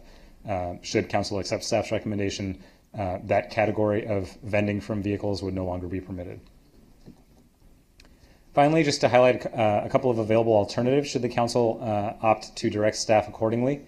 One alternative would be for the council to decline to create a permitting program, which would essentially result in no ability to regulate sidewalk vending in Santa Monica. This, of course, would mean that there would not be the staff resources necessary to administer and enforce a permitting program, but then inhibit the city's ability to manage our most crowded spaces and protect the public safety and health. Another alternative would be to expand or reduce the areas of prohibition or regulation recommended by staff. Enforcement resources would, of course, increase or decrease in accordance with the scope of council's amendments. And of course, we have to be mindful, given the confines and restrictions imposed by SB 946, that overly broad prohibitions could be subject to greater scrutiny under the state bill. Finally, staff would be available to receive direction from the council to explore the creation of special vending districts. Special vending districts are an approach being advocated by the LA Street Vendors campaign with regards to the Los Angeles ordinance, which similarly declared no vending zones in some high traffic public spaces such as Staples Center and Hollywood Boulevard. Advocates are recommending to reopen such spaces with a limited model of permitted vending and a unique approach to actually empower vendors to self-regulate through vendor leaders and allocate spots or spaces. Of course, this is a novel model of regulation that would require additional staff resources and time to develop, but staff is prepared to receive this direction should the council wish to reopen any of the locations that are recommended for prohibition by staff currently. So with that, we're available for any questions from the council. Thank you so much. All right, I think we have a few questions. Councilmember McEwen? I'm sure one of the concerns vendors will have will be the cost of the fees, the licenses, the other things that we're asking. I was heartened that staff has recommended we not require the insurance, which can be a very expensive proposition for a business, having run a small business and had to have insurance. I know how expensive that can be. I also don't know that the staff report mentioned that our city license fee for a business under $40,000 gross is essentially nothing. I think you end up paying $1 for the application and no percentage of the income if it's under $40,000. Will section 604025 apply to these vendors? Yes, yes, it will. So the overall fee will be, including the nominal fee you just referenced, as well as the permit fee, business license, will be under $200, will be identical to the fee imposed on mobile vendors currently. And no percentage of the gross if it stays under the 40,000. That's correct. Okay, thank you. Councilmember Himmelrich. So I have a couple questions. The first one is with respect to what kind of follow-up we're going to have on this and how we're going to see how it's going. Do you have any plans for coming back? Because it seems to me we're moving into uncharted territory, and we may want to revisit this at some time in the summer. Absolutely. We are indeed moving into uncharted territory, as are all of our cities across the state, and particularly in the region. We will be monitoring the implementation on an ongoing basis, of course, as we outlined in the staff report. For the initial phase, whatever council adopts this evening will be focused on educating the community as well as educating vendors. We don't intend to immediately begin enforcement of a brand new law that's imposed by emergency. Our focus is on education and informing vendors. And as we see crowds grow over the summer and monitor compliance and our abilities with enforcement, we're prepared as a staff to make adjustments and certainly return to the council as needed. Councilmember, I did want to also highlight that that underscores the importance of the administrative regulations, which does give us the ability to make adjustments within the confines of the ordinance adopted by the council to respond to changing circumstances and make adjustments as well. And my next question is this. It's my understanding that some vendors are mom and pops and others are actually under under the auspices of larger operators. So are we going to be licensing each individual cart or distribution? Or are we going to be authorizing the umbrella organization, so to speak? So each cart or vendor will be required to display their permit and decal either on their person or on their cart. It will be individual to the vendor. And I just want to say it was a great staff report. I really appreciate it. And I do think we're moving into uncharted territory, but I'll have more on that later. Thank you. Thanks. Councilmember McEwen. Yeah, I'm back on because I realized I do think that was tremendous work done by staff and those who helped. I'm really happy with what you came up with, but it talks about sort of the ongoing permanent static locations in the city. My question has to do with what happens with special events. We have the marathon that runs through the city. We have the 4th of July parade that goes down Main Street. We have the summer solstice on Main Street. We have sidewalk sales in various parts of town. How will these vending ordinances interact with those special events? So SB 946, the state legislation did allow for carve-outs essentially, which do allow cities to impose for special permitted events outright restrictions on those event days, and I believe that we have incorporated those into the ordinance. That's correct. At 6.36040A.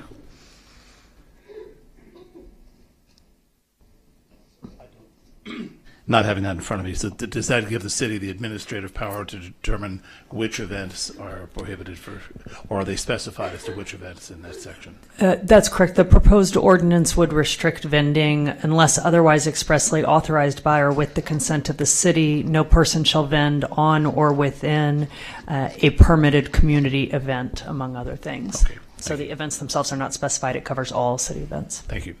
All right, I have a couple of questions, and I want to follow up on Councilmember Himmelrich's question, because one of the things that we have heard is although many of the carts that we see on the pier and on the beach appear to be owned or operated by individuals, they are in fact part of a larger enterprise that may even extend beyond Santa Monica and may involve vending in the city of Los Angeles. So are we still going to, so for example, with the business license exemption, are we going to consider that one business organization with multiple carts, or are we going to consider each cart an individual business?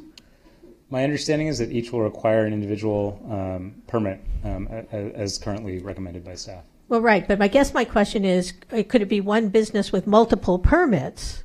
So, or is each cart going to be considered, or is that impossible? Each cart is going to be individually permitted?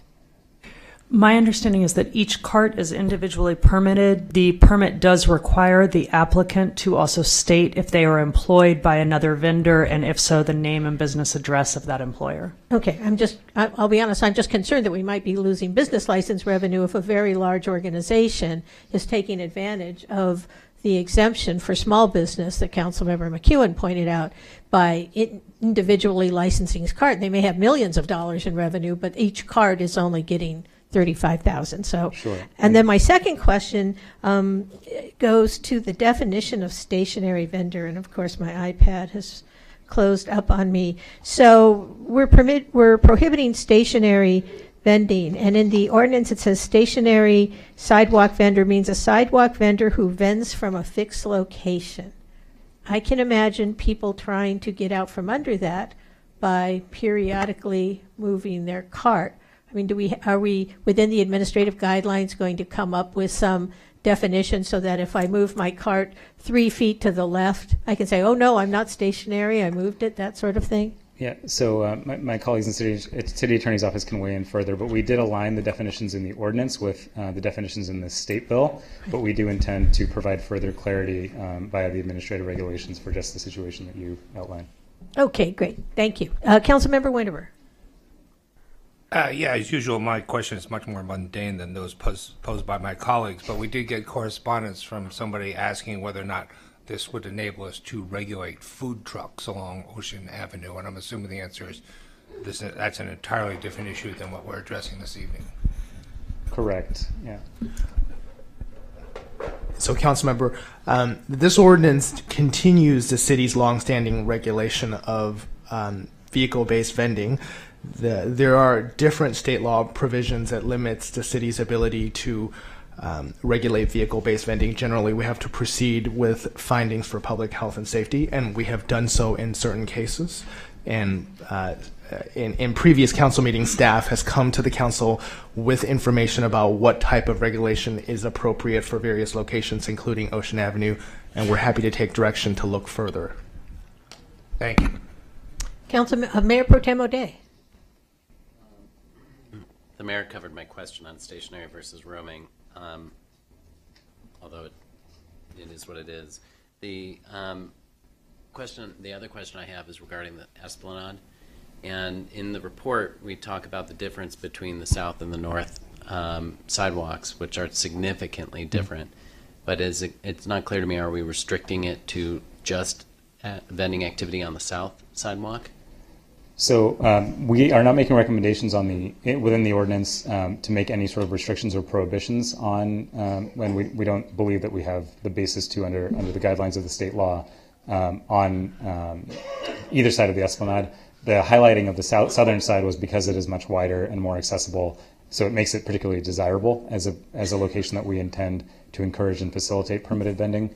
But we're not recommending, beyond the existing laws on the books with regards to obstruction of access, the need to maintain accessible clearances. We're not recommending any specific restrictions on the northern side of the Esplanade.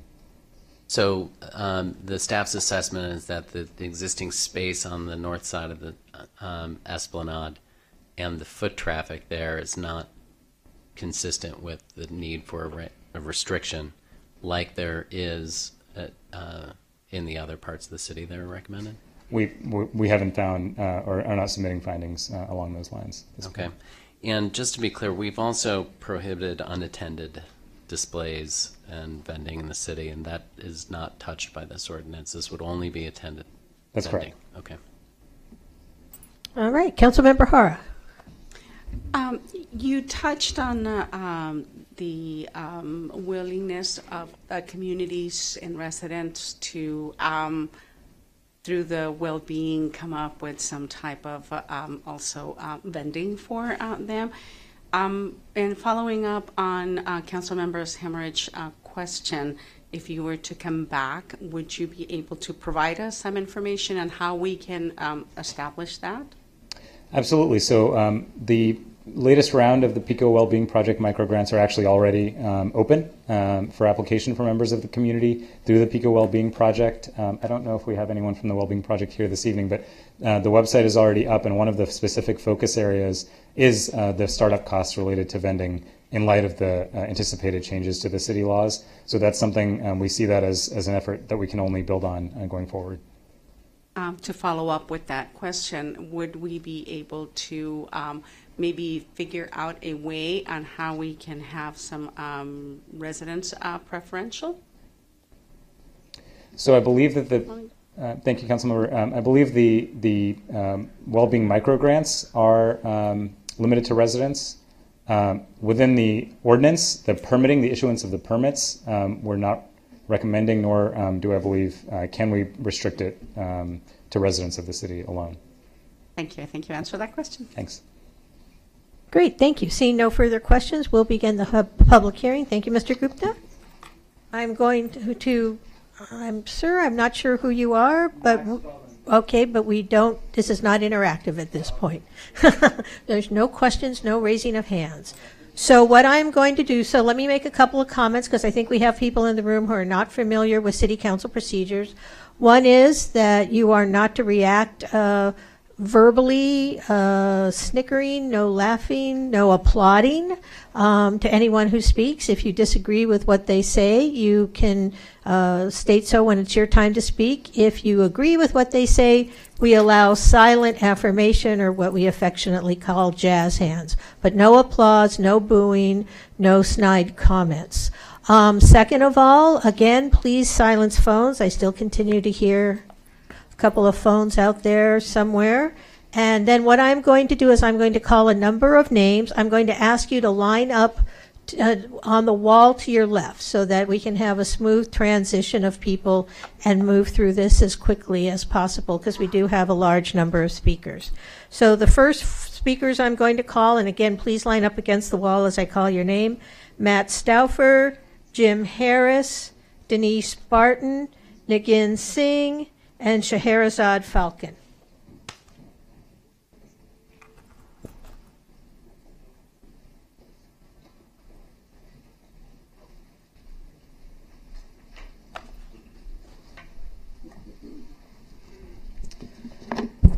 Thank you, council members. I'm here on behalf of the Santa Monica Chamber of Commerce in support of this ordinance. The creation of a public vending program will bring badly needed safety and order to some of the city's most congested and popular areas. We support the proposed prohibition of vending on and around the historic pier and of stationary vending on and around the promenade. in order to reduce congestion and prevent the risk of fire-related injuries and structural damage. In the future, we would like to see state law amended to give the city more tools to refine and manage the program. Until then, we look forward to working with the city to ensure this program is as safe and effective as possible. Thank you. Thank you. Mr. Harris.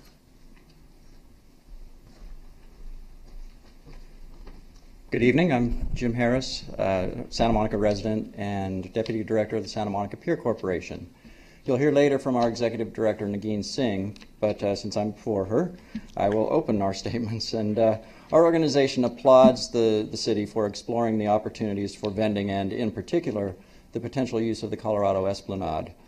I speak from a vast amount of experience when I say that the Pier Corporation, downtown Santa Monica, and the City of Santa Monica's staff have actually been down a similar road before. Less than 20 years ago, we encountered a large influx of street performers, both on the pier and on the promenade, and along with it, the chaos, crowd concerns, and the fighting that we are witnessing today. Through the efforts of those three organizations, alongside the street performer community, we were able to create a vibrant and pleasant environment that appeals to millions of visitors to this area every year. Speaking on behalf of the Pier Corporation, I am proud to say that we would love to be involved in using our past experiences in order to create opportunities. Great. Thank you very much. Ms. Barton? Good evening. I can't believe you're trying to sell us again that you care about the health, safety, and welfare and enable of pedestrians on sidewalks. Considering your actions have created a sidewalk obstacle course with outdoor dining, valet bicycles, electric bicycles, scooters, and as a waiting area for restaurants. Yet I saw very little of that in the staff report. Let's take scooter enforcement. You put all these rules and regulations in place, but without enforcement, it means nothing. And since 50% of the police calls downtown include the homeless, when will they have time? I think they enforced the scooter rules once after the child was injured on the beach bike path. Then, since you continuously claim that widening the sidewalks was to accommodate increased pedestrian traffic, by adding vendors to the present disorganized obstacle mess, you only make the detriment to pedestrians only increase, especially downtown where I live. But if you have to do this, please start with only a limited number of vendors, and increase only as allowed with pedestrian safety in mind. Thank you, Ms. Barton. All right, Ms. Singh, before you begin, I'm going to call a few more names and ask people to line up. Paul Garnica, Jerry Rubin, Max Froman, and you have 2 minutes donated by Andre Kozinski. Is Mr. Kozinski here? Yes, okay, great. No, that's fine. I just need to confirm that you're here. Thank you. Good evening. Good evening. First off, just want to say this is a topic near and dear to my heart. My father, an immigrant to the U.S., had a store in the historic Santee Alley in downtown, and I grew up there, so love vending. But I also see the need to do the things that we're talking about and in full support of what the staff has presented today. When Anuj presented at the town hall, he mentioned the Esplanade, which I got very excited about and reached out to him to let him know that our team would love to support in the creation of a vibrant program that really brought the fabric of LA vending together. And this is just to give you guys an idea. Our creative director put together some thoughts in terms of what it could look like, and I truly believe, I don't know how to use this. I won't go through it right now, but I believe you guys have everything. We just believe that with the peers' help, with DTSM's help, we could create something that is incredibly beneficial, not just for our vending community, but for the millions of visitors who visit and walk down the Esplanade to come and be welcomed by something that's so important to LA. So, here to help. Thank you very much, Ms. Singh. Ms. Falcon. Hi. As first of all, thank you, everyone, for allowing me to speak. I am a brand on the promenade and a public figure. I have been out there 11 years performing on the promenade. I am very well known in many countries and considered very famous in those countries. I will be 78 years young this year, and although I'm known for my dancing, that's not going to last forever. So I'm trying to evolve into other ways to support to supplement my retirement. And this is an example of the walking that I would be doing through the promenade. I have 2 baskets. I'm willing in some instances to give these away free for any tips that people would give me. There are children whose parents can't afford it, and this would be an opportunity for that child to have something. The ones that I make myself, of course, I would charge for, and I take great care in making them so that they are safe and they're long-lasting. That's basically it. I would like to focus on the promenade because I'm known there after 11 years. Also, the only thing that I would like to request, and that's because of my age and the fact that I do 2 shows a night when I'm there, one at 8 and one at 10, that maybe have a small shopping cart or a foldable wagon that I can put my 15-pound speaker in to keep with me. I don't have a car where I can store it. I either take the bus or Lyft. And it would be either a shopping cart like you would see people using to go shopping, or maybe a small fold-up wagon. There are people who bring their children to the promenade in wagons, and I'm very concerned about safety. I fully support your health and safety, ingress, egress issues. I understand them completely. Okay. Thank you, Ms. Falcon. Thank you very much. Mr. Garnica, sorry.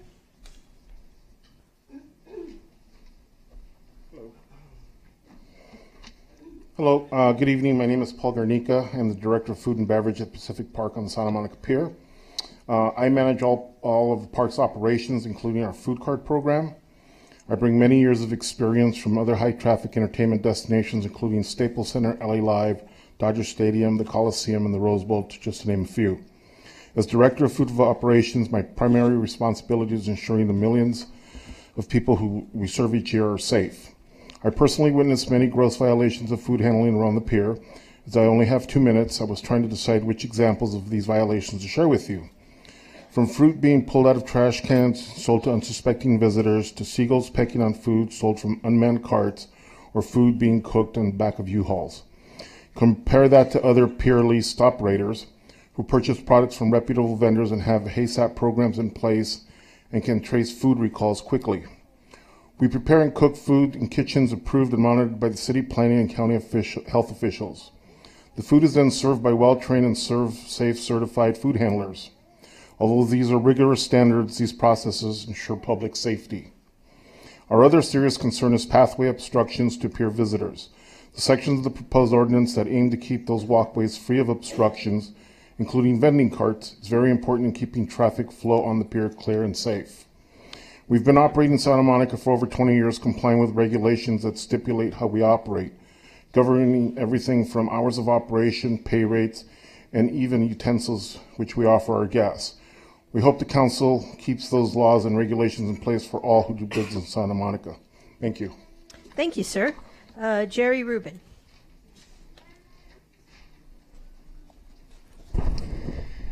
Thank you very, very much. Jerry Rubin, Santa Monica resident. Thank you, Mayor Davis, Mayor Pro Tem O'Day, council members, city staff, and fellow Santa Monicans.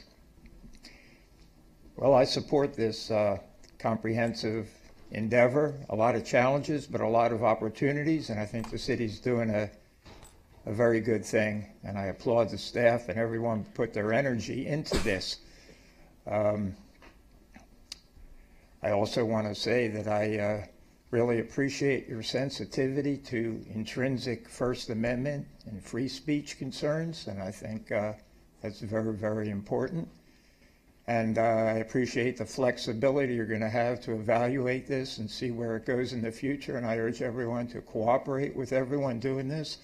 I think the south side of the Esplanade is an excellent place to have this activity, and would enhance pedestrian friendliness and access and everything else in between the light rail station and the pier.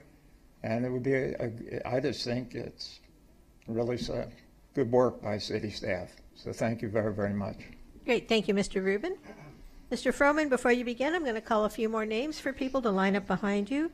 Richard Chalker, Joey Harris, Flora de los Santos, Sofia Ramirez, and Amaryllis Ortiz.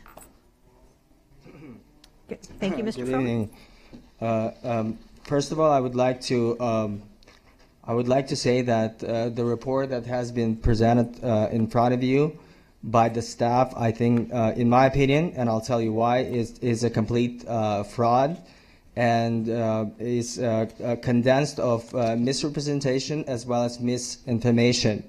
We are a true example of successful stationary sidewalk vending program. We have got our licenses from a day one, and here we go. Okay, guys, here's the actual license that you need in order to start this off. And from a day one, we have been harassed by police officers, and that's on a repeated basis. Thankfully, we knew how to handle ourselves. We record everything on this device. It's available in every single location that we have. We've recorded every single interaction with the police officer to the point where they were trying to kick us out, and we just stood our grounds. As well as some of the city officials that were also trying to do that as well. Our last interaction with the police officer, with police officers, it was about 7 of them, was exactly 2 weeks ago. And we've had this license for 3 months. We've had all the documents necessary to operate our locations, and still up to this day, we have threats from the law enforcement. And again, it's all documented. If you need documentation, we'll proceed with that shortly. Now, I would also like, again, now as far as the success stories, so far we've heard only nothing but negativity, congestion, fruit vendors just poisoning the population. You know, tomorrow there's going to be the end of the world, right? Not necessarily. Within 3 months, and within so much pressure from the law enforcement, we were able to grow our business, which is, you already seen the photos, I hope. It's right here. Okay. Our last debacle with law officers, they were talking about exact thing as the staff members are proposing right now, zoning based on fire department violations. We're able to, those are the guys, stand-up guys, those are guys that work and make plain sugar what it is. Okay, we also have 3 more employees. All of our guys get paid tremendously. 2 of them are college, they go to school. One goes to Cal State Dominguez Skills. The other one goes to Cal State Northridge. And here we go, higher education graduate. Now, from UCLA, I believe, right? There we go. Now, we do have a great idea. We actually better this economy. Now, this business is creating jobs. We have 7 people working within 3 months, and huge pressure from the government, from the local government, that see us constantly as a threat to this economy, which, I mean, within 3 months and so much pressure, I think we do deserve some sort of recognition as far as creating a stable retail environment, which, as you can, I mean, I can pass this around, but you guys have seen this, correct? Some of you? Okay, and it's, you know, we do have tremendous, like, great feedback from all of the, I mean, from people of the community, from people that are buying our products, which we sell. Thank you, sir. Your time is up. 4 minutes? Yes, that was All your right, 4 thank you. minutes. All right, cool. See you. Thank you.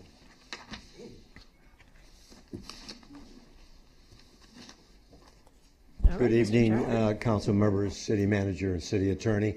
Richard Chalker, the owner of Perry's on the Beach.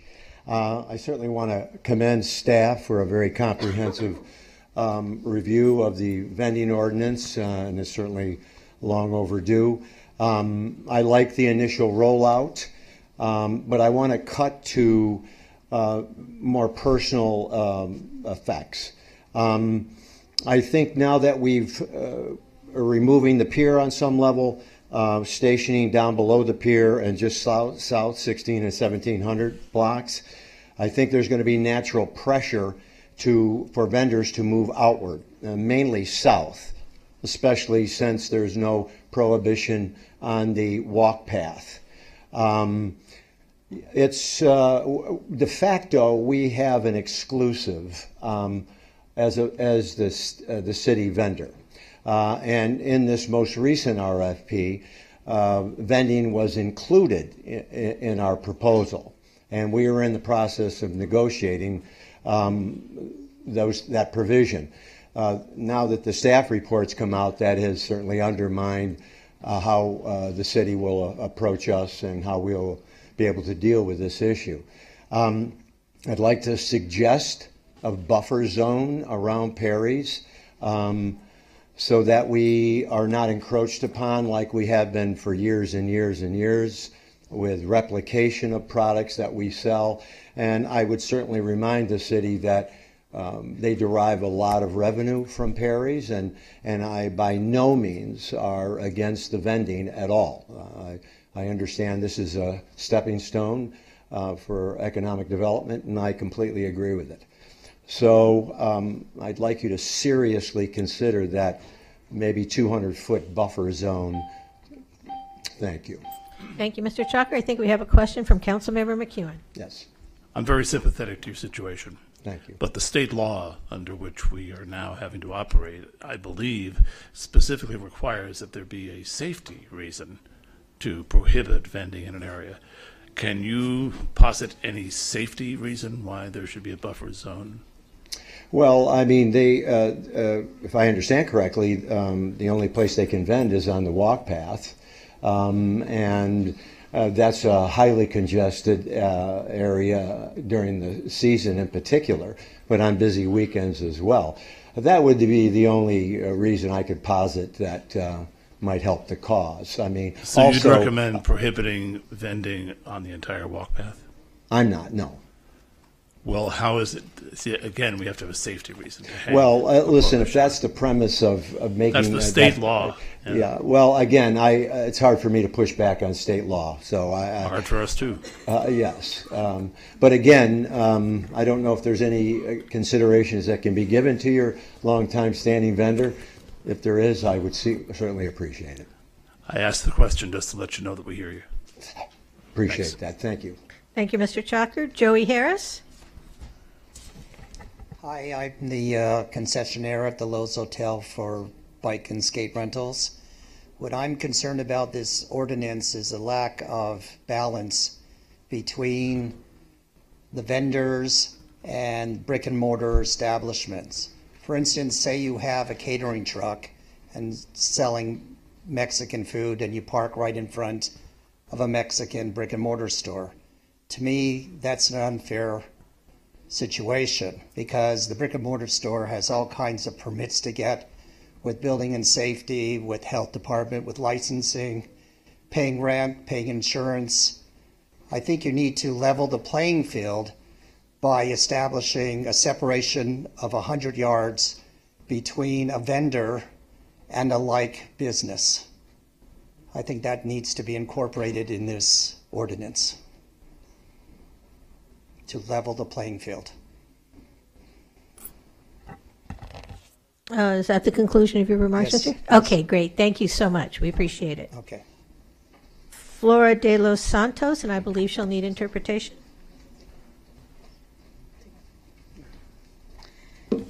Buenas noches a todos y cada uno de ustedes. Good evening to each and every one of you. Vamos a cambiarnos así. Como miembros de Familias Latinas Unidas, As a member of Latinas families that are united, estoy aquí para asegurarme que también sea incluida en nuestra comunidad I am here to assure that we are also included in our community. y que pues muchas de esas familias también son de bajos recursos buscando una oportunidad And many of those families are low income looking for opportunities. y queremos ser incluidos en este programa. And we would like to be included in this program. Me escuché que dijeron que se reunieron con la comunidad, pero I heard that they got together with the community, but no con nosotros. not with us. Entonces, Therefore, Tenemos muchas familias que están buscando y esperando esta oportunidad, We have many families that are looking and waiting for this opportunity, dispuestas a seguir las reglas, that are willing to follow the guidelines, the rules. y para nosotros esto es una victoria. And for us, we consider this a victory. Gracias por todo su trabajo Thank you for all your work, y esperamos una buena colaboración. and we hope to cooperate in a very good way. Thank you. Thank you, Ms. De Los Santos. All right, our next speaker is Sofia Ramirez. Sofia Ramirez? Oh, that was Ortiz? Sofia? Oh, Flora de Los Santos? Amarilis Ortiz? Oh, I guess Ms. De Los Santos was not there. I apologize. A little confusion. We have a missing speaker. All right, so we are now to Amarilis Ortiz. All right, before you begin, I'm going to call a few more names to have some folks line up behind you then. Eulalia Antonio, Pedro Antonio, Arturo Elias, Fernando Reyes, and Deneb Dior. All right, Ms. Ortiz. Muy buenas noches a todos. Good evening to all of you. Para mí es un gusto de estar esta noche aquí con ustedes. For me, it's an honor to be here tonight with all of you. Yo soy residente de la ciudad de Santa Mónica por 30 años I have been a resident of the city of Santa Monica for 30 years, y hablo un poco de inglés, pero para mí es más fácil hablar español con usted. and I speak a little English, and I understand, but it's easier for me to speak in Spanish. Yo estoy de acuerdo con la propuesta de los vendedores ambulantes. I agree with the proposal of the vending. Yo soy líder comunitaria de la ciudad de Los Ángeles por muchos años. I have been a community leader in the city of Los Angeles for several years. He trabajado por muchísimos años en la comunidad guatemalteca I have worked for many years within the community of Guatemala. y estuve en algunas ocasiones trabajando con la coalición que llevó a cabo la estructura de la propuesta de los vendedores ambulantes. And for some time, I was also involved for the coalition of vendors within the city of Los Angeles. Y al darme cuenta que la ciudad de Santa Mónica tiene la oportunidad de trabajar en este asunto, And once I found out that the city of Santa Monica has the opportunity to work with this situation, me gustaría trabajar de la mano con los que están ahora a la cabeza de aquí de Santa Mónica. I would like to work hand in hand with all the ones that are in charge here within the city of Santa Monica. Porque yo amo la ciudad de Santa Mónica porque es una de las ciudades más importantes del mundo. I love the city of Santa Monica because it's one of the cities that is very important throughout the entire world. Y a la hora de que esta propuesta salga adelante, creo que tendremos la responsabilidad As this proposal goes forward, I believe that we have the responsibility de que se haga de una manera eficiente y las personas que se involucren that it should be done in a very efficient way, and those that are involved tengan la oportunidad de salir adelante con sus familias y se hagan responsables. have the opportunity to survive with their families and have the opportunity De dar la mejor imagen para la ciudad y el mundo. to give the best image of the city and the world. Eso es todo y muchísimas gracias. Es la primera vez que estoy aquí y me siento honrada de conocerlos. That's all. This is the first time that I'm here, and it's an honor to meet each and every one of you. Thank you. Thank you. Thank you, Ms. Ortiz. Gracias, señora. Eulalia Antonio. All right. Pedro Antonio. Pedro Antonio?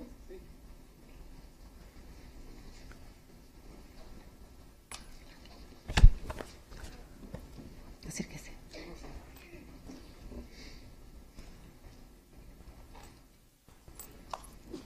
You can begin, sir. Puede comenzar, señor. Yo llegué acá en Santa Mónica. I came to Santa Monica in 2014. Aquí en esta área está todo bien. Here in this area, everything is fine. It's good. Hay mucha seguridad. There's a lot of security. They take care of everything. estoy agradecido que no todo está bien. And I am very thankful that everything is fine. No me ha pasado nada. Nothing has happened to me. No he tenido ni un problema con nadie. I've never had a problem. I've never had any problems with anybody. Y me siento bien. And I feel good. Yo estoy agradecido con esta ciudad. And I am very thankful with this city. Y cada verano llego a trabajar aquí. Every summer that comes, I come here to work. Sí, nomás una estación del año vengo, solo verano nomás. Yes, just once per year, per season, I come here to work. Solamente. That's all. Thank you, sir. Gracias, señor. Arturo Elias. ¿Usted es Arturo Elias? Muy buenas tardes. Good evening. Respeto a los que están presentes. With regards to all of those that are present, Compañeros de vendedores que están presentes en esta tarde también. and the members, the vendors that are here present this evening, Creo que lo que tengo que decir I es muy believe importante también. what I have to Tocar say tres temas muy importantes. is very important. I have Porque to talk about 3 issues because yo tengo 25 años que estoy vendiendo aquí en Santa Mónica. I've been selling here in Santa Monica for Porque 25 years. Porque si decimos que todo es bienvenido aquí en Santa Mónica, es como el pastel servido en la mesa a comer. No. Because they say, if they say that everything that comes here to Santa Monica is Creo easy, it's just given to you. No, that's not true. What I believe, Creo que cada uno lo que hemos pagado derechos de piso, lo que nos han dado de multas. we all Nos have han- paid our rights. nos What han they have decom- given us with fines, we've paid them. Nos han decomisado mercancías. They've taken away our merchandise. Yo no lo niego, la policía está haciendo su trabajo. I'm not going to deny it. The police officers are doing their job. Pero como nosotros estamos trabajando honestamente, But we, all of us, we are working honestly. no estamos haciendo mal a nadie, las personas, los turistas los que están llegando en la playa. We are not harming anybody. We are not harming the tourists that come to the beach. Hay que pensarlo bien las cosas, lo que uno tiene que hacer. We have to think things thoroughly. What is it that you're going to do? Si sabe la ciudad If the city knows mantener bien en las playas, how to maintain the beach very good, hasta nosotros mismos nos dicen los turismos tantas basuras que están en la orilla el agua. even the tourist tells us, oh my gosh, there's so much trash within the edges of the beach. ¿Saben por qué? You know why? Debería de hacer la ciudad, contratar más personas que The- trabajan en la ciudad. The Para que the nosotros- city should hire more staff, Como nosotros ambulantes. like us, the vendors. Si a mí me dicen, ¿saben qué? Vas a pagar $1,000 al mes para andar vendiendo aquí, yo pago, no lo niego. If they tell me, you know what, you have to pay $1,000 in order to sell, that's fine. I'll do it. I'm not going to deny that. Porque yo tengo permisos de ciudad del estado de California. Yo tengo Because I permiso have para vender. permission from the state of California to sell. He llegado aquí en el City Hall I've came here to City Hall, y siempre me han cerrado las puertas and they've always shut the door porque quiero hacer las cosas bien. because I want to do things No quiero correctly. violar la ley I don't want to violate the law porque al año tengo que pagar de impuestos. because the following year I have to pay taxes. ¿A dónde está saliendo los pagos de los trabajadores de la ciudad? Where is the payment coming from? From the workers of the city. Yo mismo estoy distribuyendo mi dinero, mis impuestos, lo que en vez de que me dan, yo tengo que tocar de pagar. I am distributing my money. Al Instead año of me tengo- receiving money, I am paying money. Al año tengo que pagar todos mis impuestos. A year later, I have to pay all my taxes. ¿Cuándo tengo que reportar yo cada año? ¿Cómo? Tengo que tocar de cada año cuando hago mis impuestos. I have to pay taxes for each year. En vez de que me dan a mí el dinero, yo tengo que sacar dinero en mi bolsa para pagar. Instead of me receiving money, I have to take money out of my pocket and pay. Que fuera, sabe, la ciudad del condado de Santa Mónica, de cobrar, que abriendo 200 trabajadores. The county, the city of Santa Monica, they have 200 workers. Calculadamente que 500 por personas. Let's Está say entrando 500 per person. $100,000 cada mes. $100,000 is coming in per month. We should be smart. Porque si yo estoy pagando mis impuestos. If I pay my taxes. No estoy agarrando dinero así en la bolsa, no estoy pagando ningún. I'm not just getting the money and putting it in my pocket just like that. Okay, thank you, sir. Your time is up. Ya se le acabó su tiempo. Thank you. All right. Fernando, is it Ramos? Fernando Ramos? Fernando.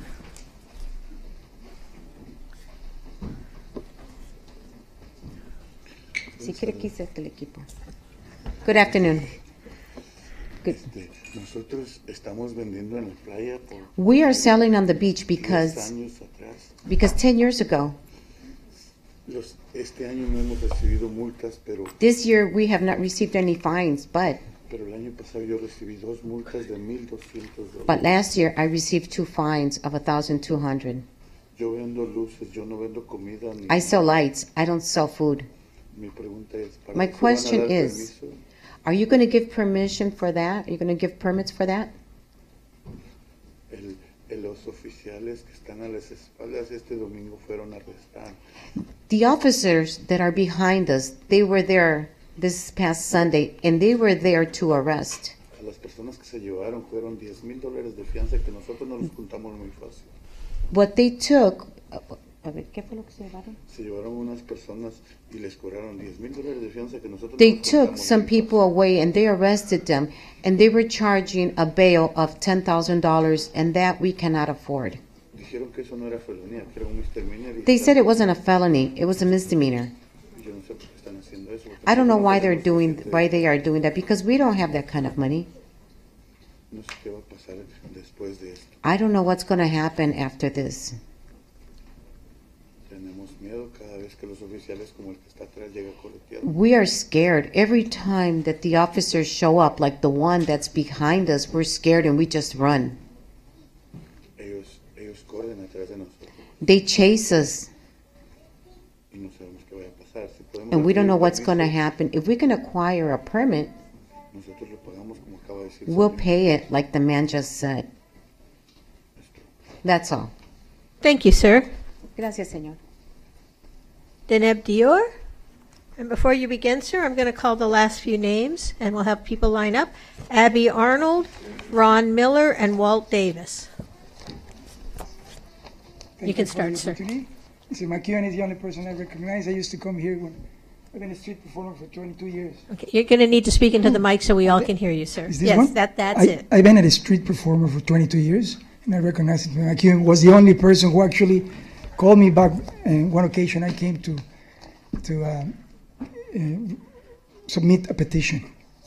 I'm speaking on behalf of 60 plus street vendors, some of who have been operating at Santa Monica Beach for 20 years, many of whom are single mothers whose sole reason for resorting to street vending is to support their kids.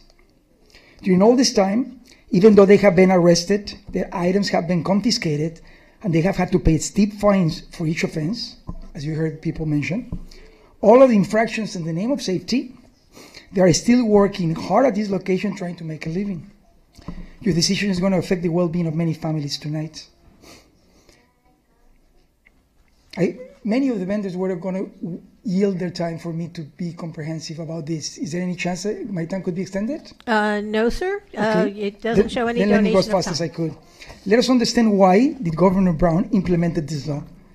Again, according to Santa Monica Daily Press release just yesterday, I quote, "The Sidewalk Vending Act went into effect January 1st, following several years of efforts by sidewalk vendors and advocates to decriminalize and legalize vending, which escalated when President Donald Trump was elected and indicated he would crack down on undocumented immigrants, putting many vendors at risk of deportation." That is the issue. So I'm going to ask you politely, how many of you voted for Mr. Trump? I am not politically bent in either direction. But if you didn't, then you have certain responsibility because now the border is open. He's suggesting to build a fence. Let me tell you what happened to me. Now I work as a performer at the beach, and you guys just erected a fence to prevent people from working in that area. So this is a total inconsistency that I like to point out. I'm sure you would not agree with that. Let me explain the source of the problem. There's thousands of corporations in Mexico and in countries in South America. that pay 170. Your time is up, sir, I'm afraid. Wow, this is very important. Well, I'm sorry, Because- everyone gets the same amount of time, and you've But got 2 even if minutes. I someone give. were to yield their time, because I was supposed to represent all of them, Sir, and I actually got sir, it. we have a process for that. Before you begin to speak, you need someone to donate time to you, and they have to fill out a card. So I'm sorry. Well, your time is up. Just one question. I Sir, submitted no, a petition. Did you read it? Submit. I did not receive a petition, but if you have something to give, the clerk is saying you can give it to the whatever you have. You can give to the clerk, sir.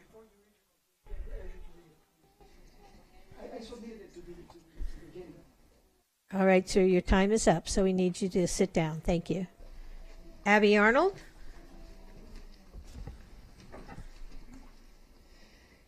Good evening. You all know me as a pretty active and passionate advocate for immigrant workers, and I think as a member of the peer board, I've found it to be challenging and interesting to try to work out an accommodation so that these folks can make a living. And I think the staff has done an excellent job of coming up with a solution that will both protect the safety of people who are on the pier and provide an excellent opportunity for the vendors to sell their wares in places where there will be large crowds, which is what they need.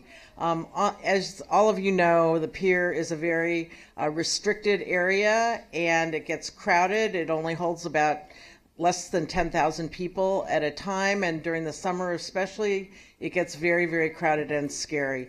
We also are very worried because the pier is made out of wood, and so anything that involves fire, such as cooking, becomes a problem.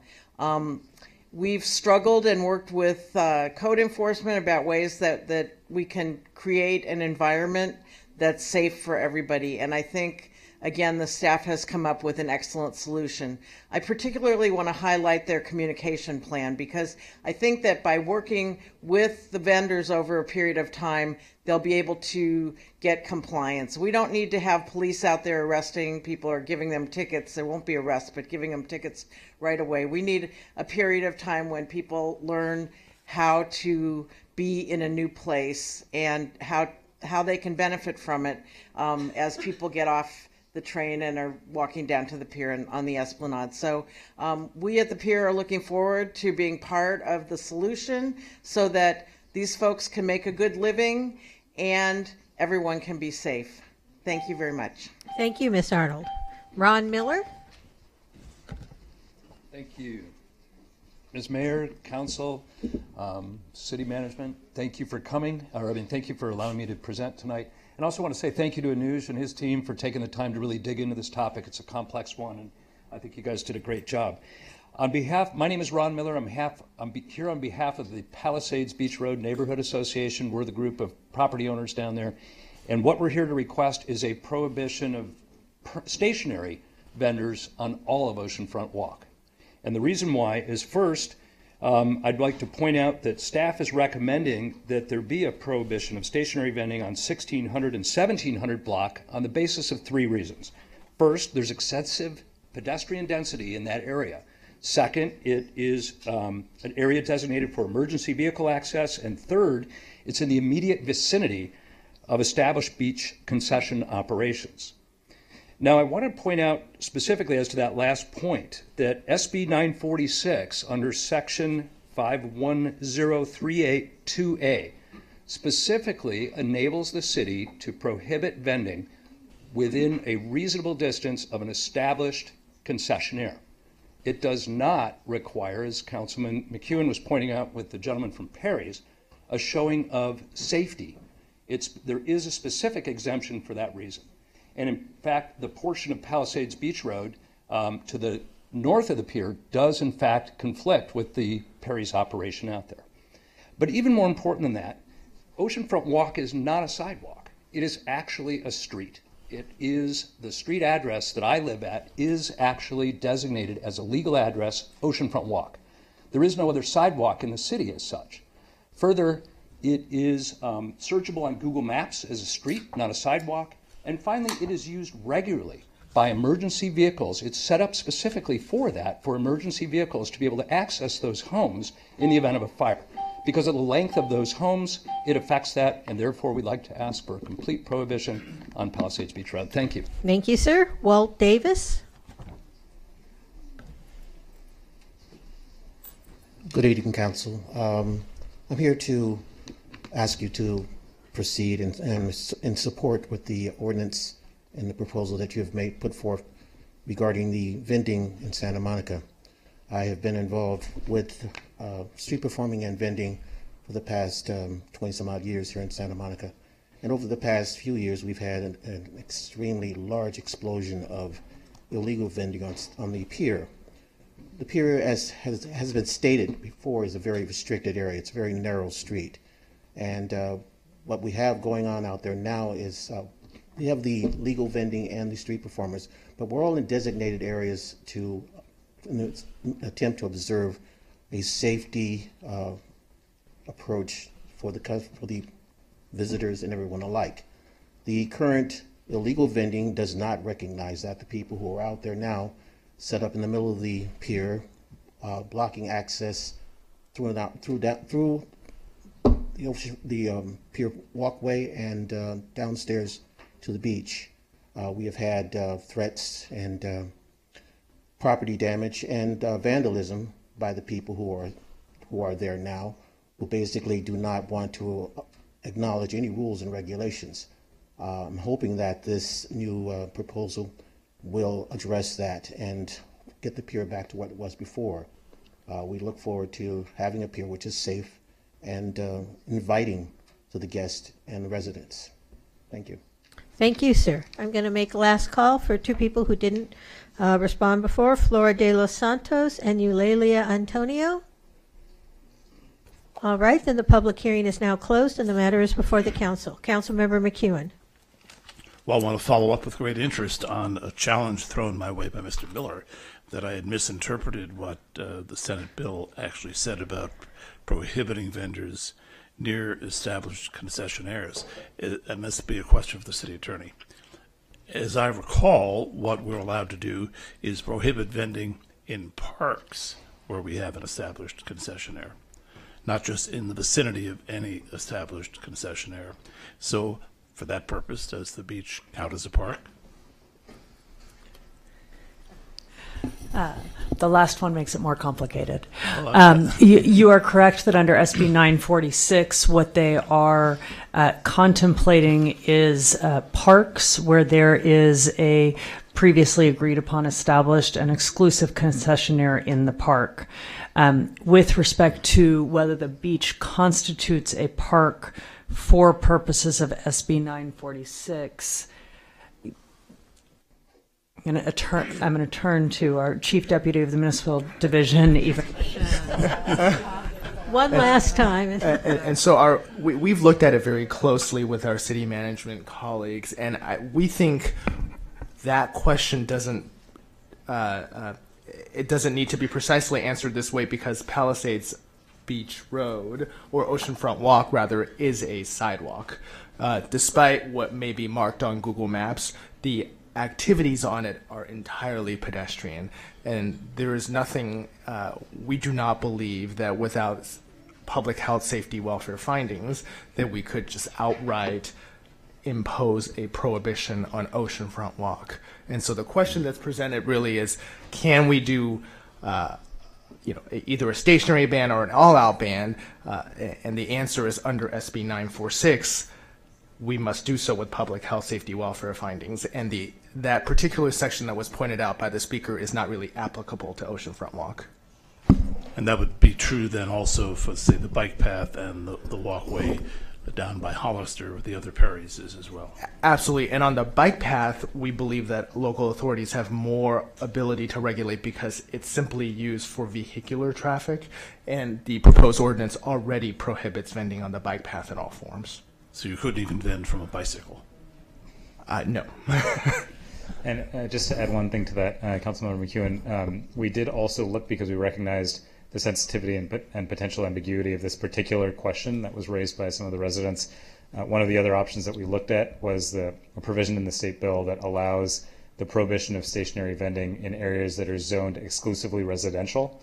And we thought that it might be possible that that stretch of Oceanfront Walk might be zoned exclusively residential. We consulted with our colleagues in the planning department, and in fact, it is not the case given It's the beach, visitor serving or something. Isn't it? the beach overlay district entails a number of additional uses beyond residential, so that provision of the state bill was not available to us. So to ask the question, just so I put it to rest, staff sees no way to limit vending as requested by Mr. Miller.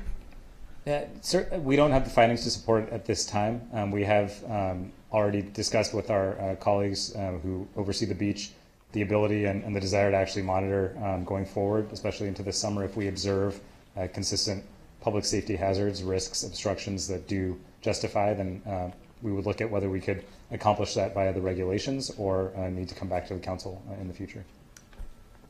Okay. He did enter into the record, and I wonder if it's being given due consideration, that the so-called sidewalk is a path of emergency access, and I'm wondering if that causes you to have a different view.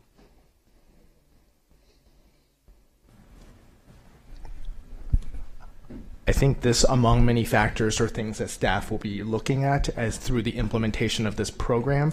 And with data, the council, if the proposed ordinance is adopted, will give the city manager the authority to impose administrative regulations that are consistent with the ordinance. And so to the extent that emergency access requires the reduction or elimination of certain type of vending or all vending, coupled with public safety findings that are found, that city staff has the tools to act as necessary. And in just one illustrative example of that we were discussing internally among staff today, particularly actually referring to the southern portion of Oceanfront Walk that's adjacent to the beach bike path. If we observe going forward instances where there is in fact a proliferation of stationary vending, which we have yet to see in that area, and that results in pedestrians no longer being able to use the pedestrian path and then actually walking in the bike path, that does pose a safety hazard that we could potentially address via the administrative regulations consistent with the guidance in the ordinance. If we overreach tonight, we risk having the whole ordinance overturned. What you're telling me, though, is that as a result of the ordinance we put in place, we find it was insufficient and safety hazards begin to appear in other places. We could, under this existing ordinance, without even returning to the council, extend the areas where vending is limited, controlled, or prohibited. Is that true? I believe that to be the case under the administrative regulations that you would authorize tonight, yes. But to make those findings, we'd have to see something happen, and right now, of course, it's not happening, so we'd just be guessing. Whereas with the pier, I've seen people cooking food with open flames on a wooden pier. It kind of puts a bit of fear in my heart. Okay, thank you. All right, City Manager Cole, did you want to jump in there? Or, yep, oops. Excellent. Councilmember Winterer. So we got some correspondence from the LA Street Vendor Campaign, and I thought it was interesting. They asked whether or not we would have inclusive identification requirements for the licenses and permits, make sure they were in compliance with AB 2184, so that you can produce something other than a social security number as a means of identification, which obviously trying to make this work for an immigrant population, which may or may not be documented. So we're going to follow through on that. Is that correct? That's right. The ordinance doesn't specifically require a particular type of identification. It just requires some form of identification. Staff will be operating its permitting program consistent with state law. Okay, great. Thank you.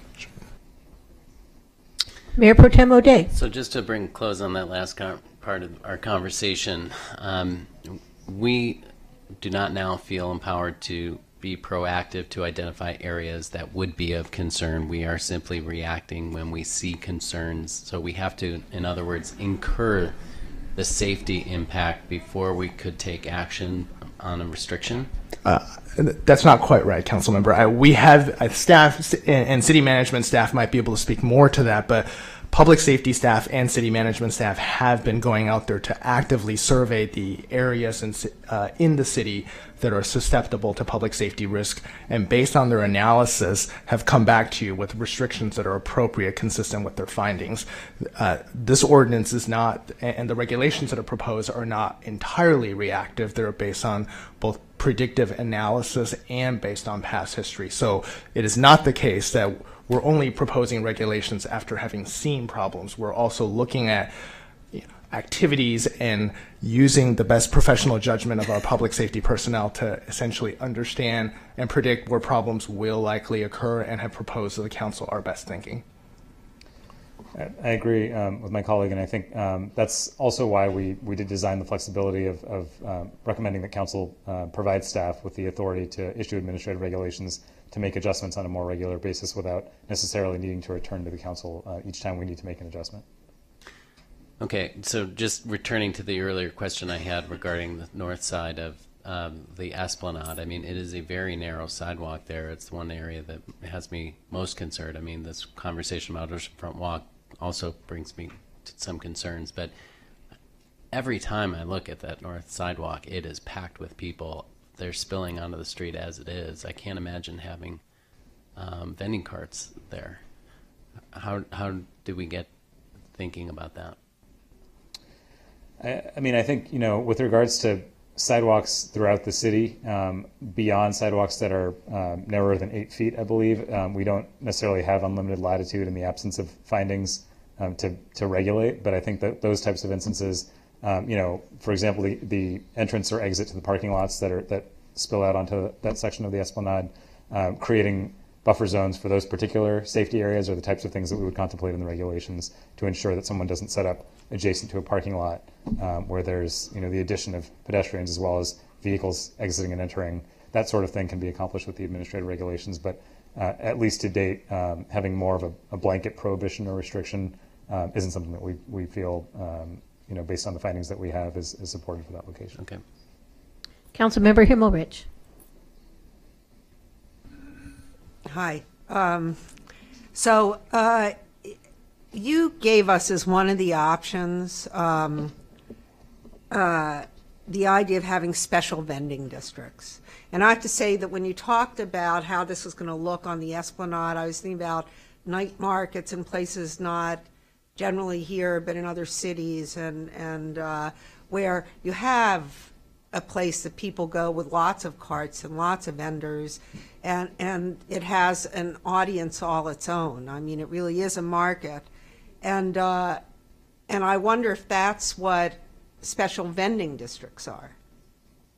So I think they're two somewhat related but separate concepts. I think the concept of the market, the vision that we articulated, that was echoed by the Peer Corporation for the Esplanade. Of course, at this stage, it is just that it's a vision, and right. I think it's something that we aspire to, and with council direction would certainly work towards. We're not there yet. I think we obviously have a number of public safety challenges in that stretch, some of which we've already begun to address with the removal of those wooden boxes in the westernmost stretch of the Esplanade. But that is something where would potentially be a role for the city in partnership with stakeholders, potentially the Peer Corporation or others, to facilitate or encourage more of a structured marketplace.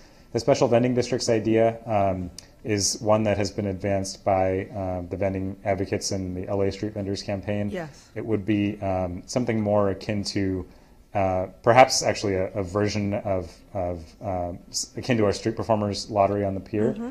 but where there's designated spots, perhaps some self-regulation among some vendor leaders that the city would work with or train or empower to identify and regulate, so that it wouldn't necessarily necessitate a massive increase in city administration, but working with vendors to develop a rotational system. It's somewhat flexible. It's not particularly well defined at this stage, but it's something that we could work with the LA advocates to advance and design. Well, I guess what I'm wondering is I'm hearing complaints from this person and that person about having this near them, and I wonder if the idea of having a night market or special vending district might get rid of that altogether and actually give us more rather than less control, and if that's something we would be allowed to do. I think certainly that's the aspiration, and we sincerely do believe that given the level of foot traffic, given the public space available on the Esplanade, that's why we chose to highlight that If we build some real momentum around that, it will actually have a certain self-reinforcing quality to it as well. If we make it an attractive marketplace that's well regulated with permitted vendors, it could actually, build and, as you said, become a destination in its own right. Well, I guess I wasn't only thinking the Esplanade. What I'm thinking about is as we deal with these ideas that this place is unsafe or this place competes with existing, or does, whether at the end what you're going to end up is something like this, where there are certain areas where that group, or the competitor or the people who are complaining aren't around, and you end up with something that's more like focused marketplaces. I mean, I'm wondering, and I guess it's too hard to know now how you envision this evolving, but whether it could evolve in that way so that you can address all the complaints and the issues easily.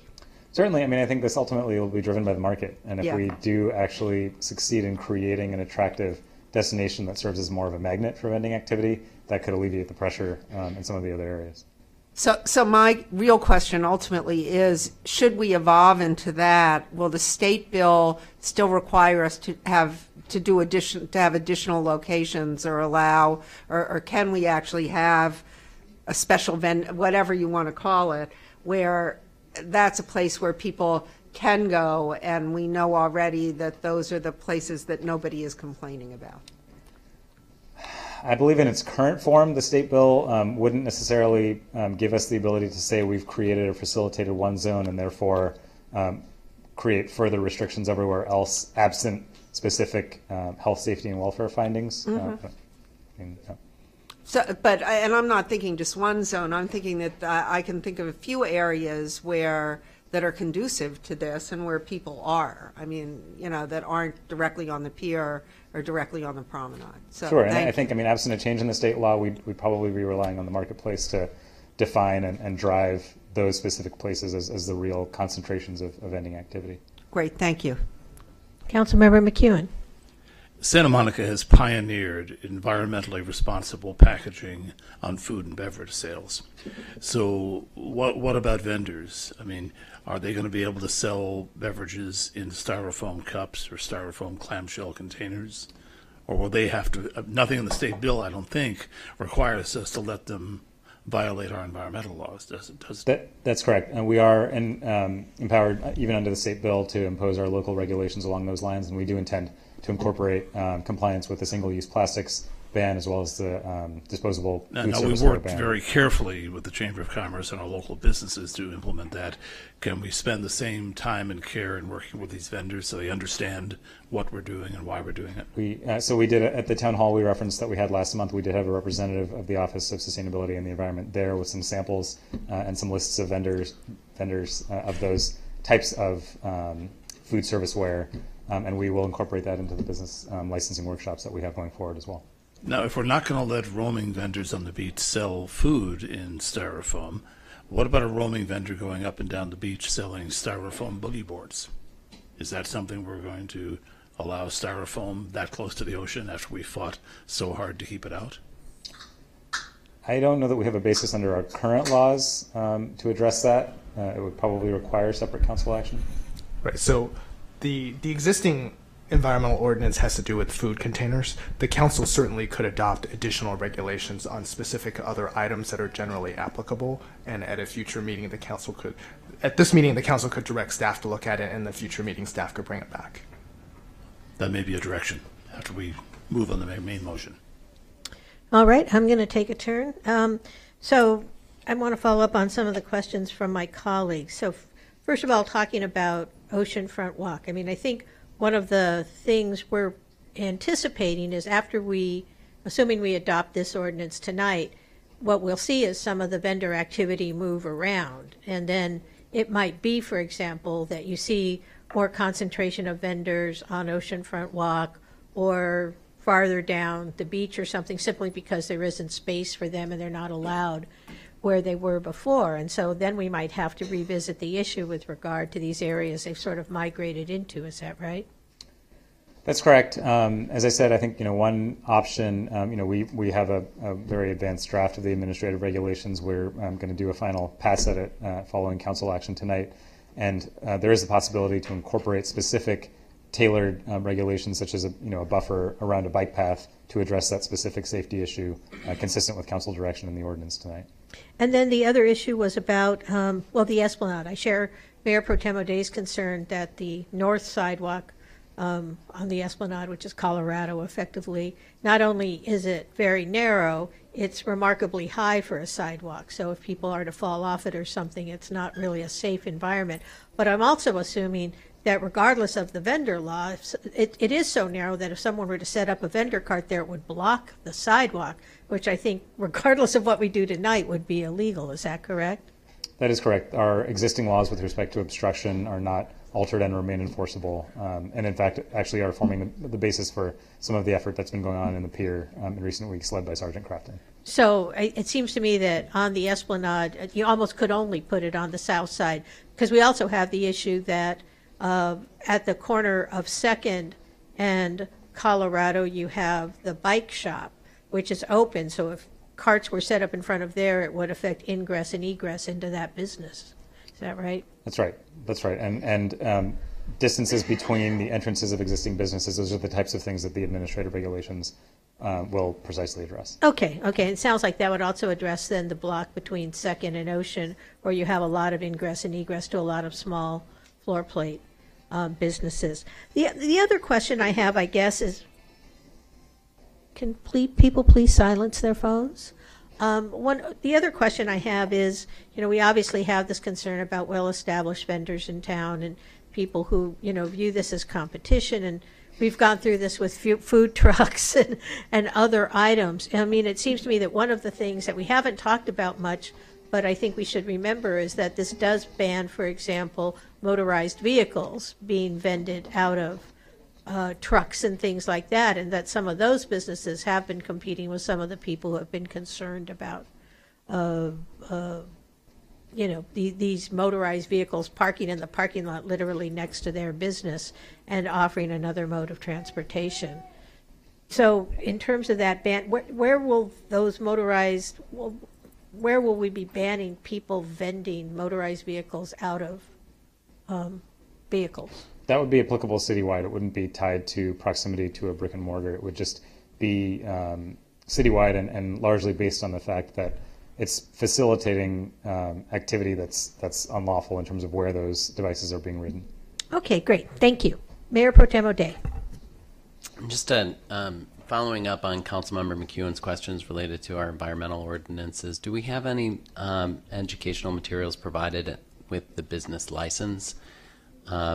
The notion of having a town hall and inviting folks is a good one, but might not be adequate, and I would think we need other methods to communicate as well. And one might be, when you take out a license, you get some simple descriptor as to what restrictions we have related to the environment, and of course that would need to be multilingual.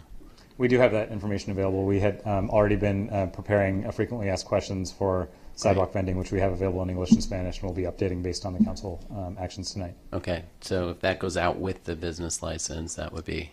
I believe that's correct, yeah. As opposed to just being available, but proactively... Yes.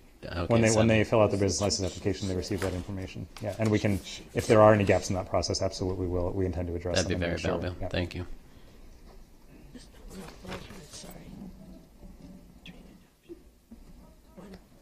Just one motion. All right, Councilmember Winter, I think, is going to move the ball I suspect forward. that we're going to have, based on what I hear from my colleagues, multiple ideas about direction to give to staff, but I think I'm prepared to move the staff recommendation and adopt this ordinance and everything else that's in the staff recommendation. I will second that, additionally saying that we affirm the findings necessary for the emergency aspect of the ordinance. Well said, sir. All right, any further comments? All right, we have a motion moved by Winter, seconded by McEwen, to adopt the recommended actions of staff and to make the findings necessary to pass an emergency ordinance. May we have a roll call vote, Ms. Anderson-Ward? Councilmember Himmelrich? Yes. Councilmember McCune? Yes. Councilmember Winter? Yes. Councilmember Hara? Yes.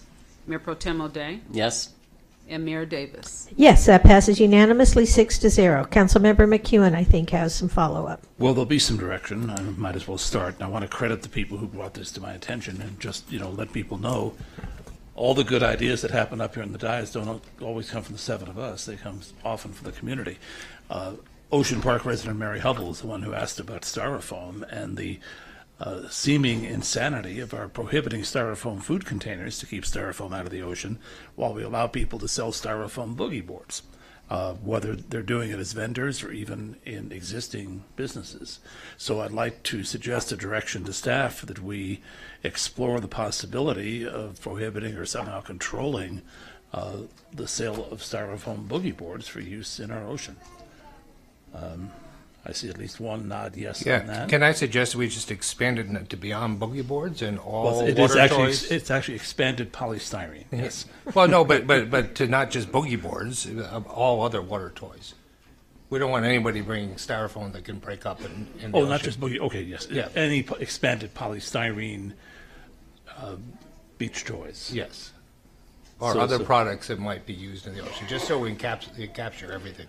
So, seeing that without objection, I'll move on to the second one, which came from a resident, Ann Bowman, who points out that if the findings of safety are determinative, which they are, that the food trucks along ocean toward the pier create a safety hazard, and I can attest to that because I'm a bike rider. They fill up the space between the sidewalk and the bike lane. They often project out into it.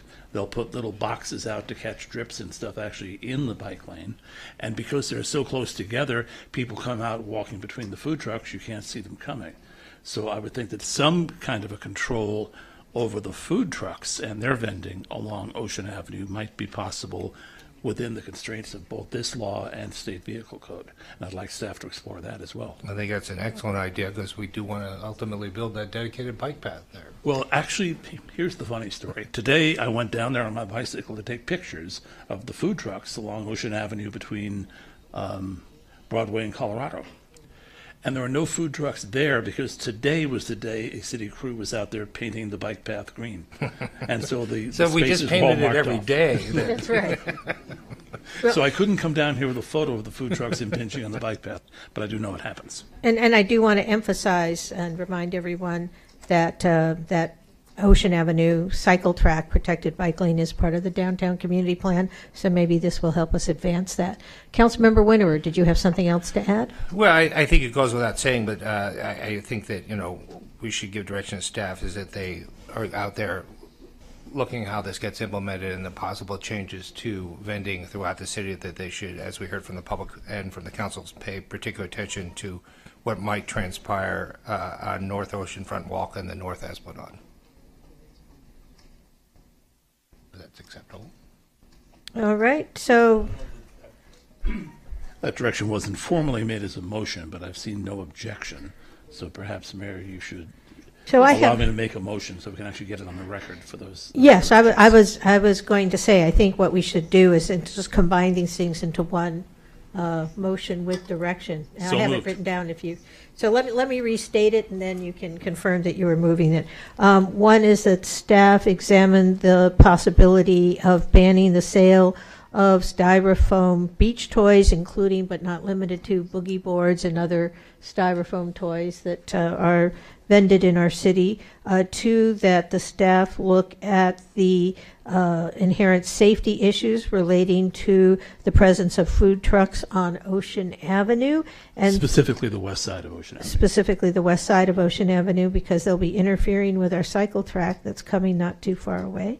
And three, that we also explore the issue about vending throughout the city, but specifically examine the north side of Oceanfront Walk and the north side of the Esplanade. Does that restate the motion? That's it. All right. Moved by McEwen, seconded by Mayor Pro Tem O'Day. I believe a voice vote will be possible. Ms. Anderson-Warren's nodding yes. All those in favor say aye. Aye. Aye. Any opposed? Any abstentions? All right, that passes 6-0. We are through with this item. Before we finish this, I want to expend great thanks to Ms. Orozco, because I will tell you, as someone who uses simultaneous translation very frequently, it is highly unusual for someone to spend this amount of time doing simultaneous translation. They usually swap out after 20 to 30 minutes, so she must be exhausted, and I wish her a good rest this evening, but I think we can break our rules and applaud for her tonight. I don't think that required translation into Spanish. Muy bien. Gracias. Yes. Sí. Yeah. Por favor, antes de retirarse, por favor, déjenos el equipo de traducción. Gracias. Thank you. And thank you everyone for coming out tonight.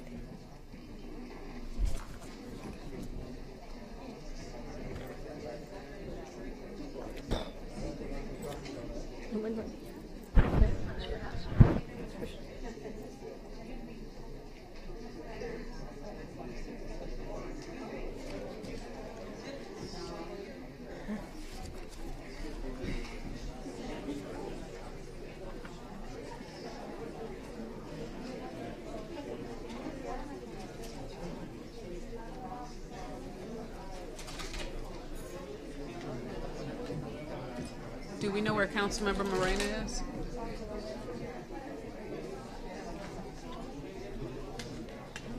He's probably the salmon trying to get into the room.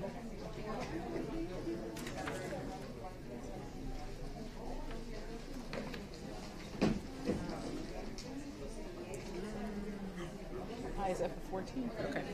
Thanks.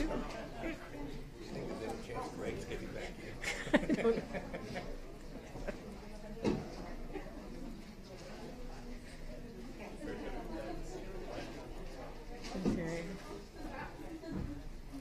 I don't know where he went. So. Ask Wayne. Wring our hands. Can we Skype him? That's right.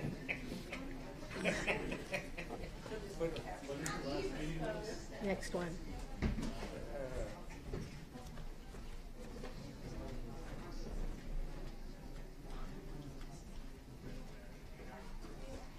All right, thank you. Excuse me.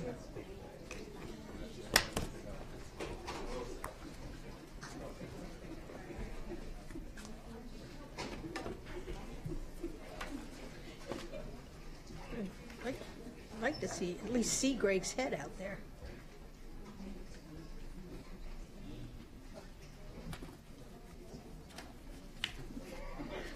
Maybe.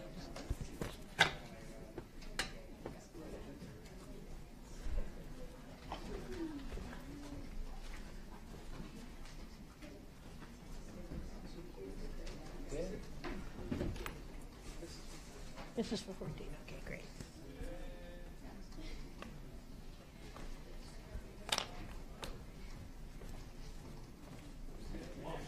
Yeah, sorry, Mr. Agel. Up there he is, the missing council member.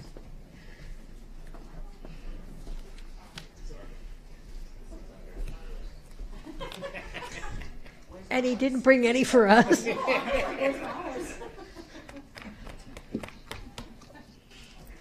Fine friend Okay, you are. can I go no ahead and food, start? No liquor.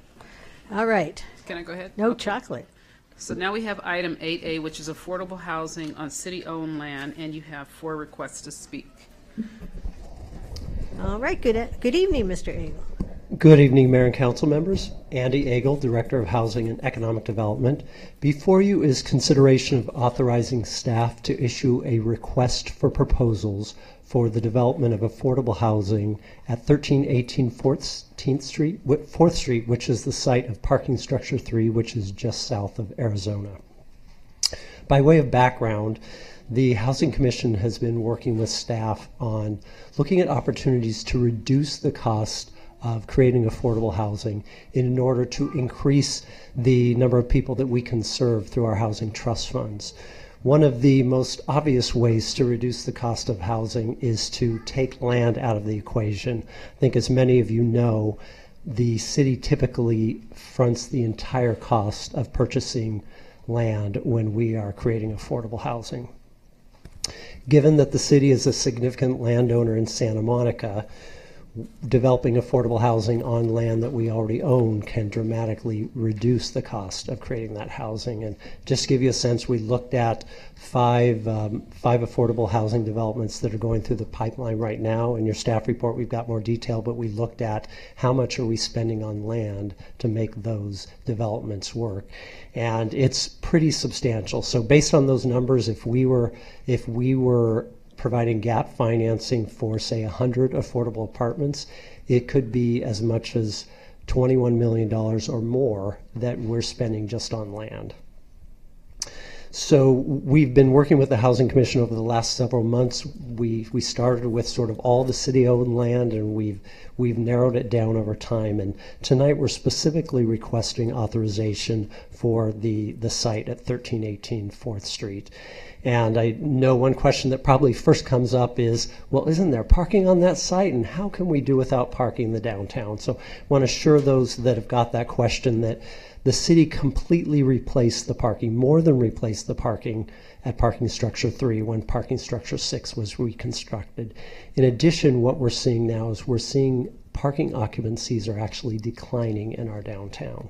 And those of you who've been in parking structure 3 recently know it's quite an old structure. It's time for us to deal with it. The Housing Commission, all of their recommendations are in your staff report. One thing I wanted to point your attention to is the Housing Commission specifically recommended that affordable housing at the site include a major component of housing that would be specifically targeted towards our neighbors who are experiencing homelessness now.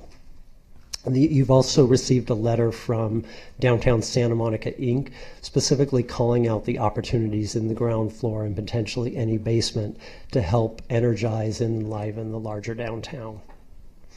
Before I conclude, I'd like to mention one more item. In addition to seeking your authorization with respect to 1318 4th Street, we're also seeking your authorization to continue to explore other city-owned properties that may promise opportunities similar to this property. So with that, I will conclude my staff report, and I'm happy to answer any questions. All right. Well, I have a couple of questions, Mr. Agel, and some other people may chime in. So can you tell me, for a 100% affordable housing project, which I assume would still allow a pedestrian activating use on the ground floor, what's the height limit on that site under the downtown community plan? So I believe it's 60 feet generally, and if it's affordable housing, it goes up to 70 feet. Okay, and I'm assuming that if we put out the RFP, we would be looking to maximize the amount of housing we got on that site and therefore probably use most of that height. Is that correct? I would anticipate so. Something that we're going to need to look at, and I think this will be part of the proposals, is it's possible that, as you know, when buildings get to a certain height, it can actually become more expensive to achieve that height. So I think that's going to be something that the affordable housing proposers on this are going to weigh that exact issue, because if we get a little more housing but we spend far more than we'd spend elsewhere, it may not make sense. And then in the RFP, I mean, and we'll hear from representatives of the Housing Commission in the public comment, but you mentioned that the Housing Commission was specifically called out housing for formerly homeless people, or what I think most people think of as permanent supportive housing. Is that going to be specified, or are we going to leave that to people who respond to the RFP to sort of propose who the housing might be targeted to, if anyone at all, other than low-income residents?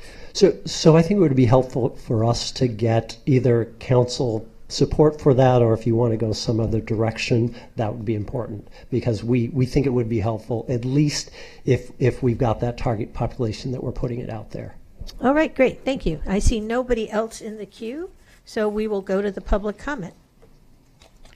And I'm going to call you a little out of order because our first speaker is going to be Michael Soloff, who has requested 5 minutes representing the Housing Commission, and then we'll have Jerry Rubin, Denise Barton, and Janice Schnittman. Good evening. The Housing Commission voted unanimously to support the proposal to issue an RFP for affordable housing at the 4th Street parking garage site. Such an RFP presents an opportunity to address two issues of great importance to this council and to the people of Santa Monica. First, Voter-approved Prop R mandates that, quote, the City Council by ordinance shall at all times require that not less than 30% of all multifamily residential housing newly constructed in the city on an annual basis is permanently affordable to and occupied by low and moderate income households, close quote, as defined in Prop R. Unfortunately, the city will not meet Prop R over the life of the 2013 to 2021 housing element, with a projected shortfall of about 132 affordable units. This council has taken steps to improve this situation going forward, including by reviewing the inclusionary housing requirements imposed on for-profit developers and authorizing tax credit partnerships between those developers and nonprofits like CCSM. However, as several of you noted at the last meeting, the city's historic success in meeting Prop R has always depended upon affordable housing built with city resources, and this has included not just city money, but also city land at locations such as Nielsen Villa and Barnard Way. Directing staff to issue this RFP, which could generate potentially 100 to 150 affordable housing units, is consistent with both Prop R's mandate and with Santa Monica tradition. To assure that the RFP furthers Prop R, the Housing Commission unanimously recommended that the RFP identify as a major goal the attainment of as much affordable housing as defined in Prop R as possible, with as little additional city funds as possible.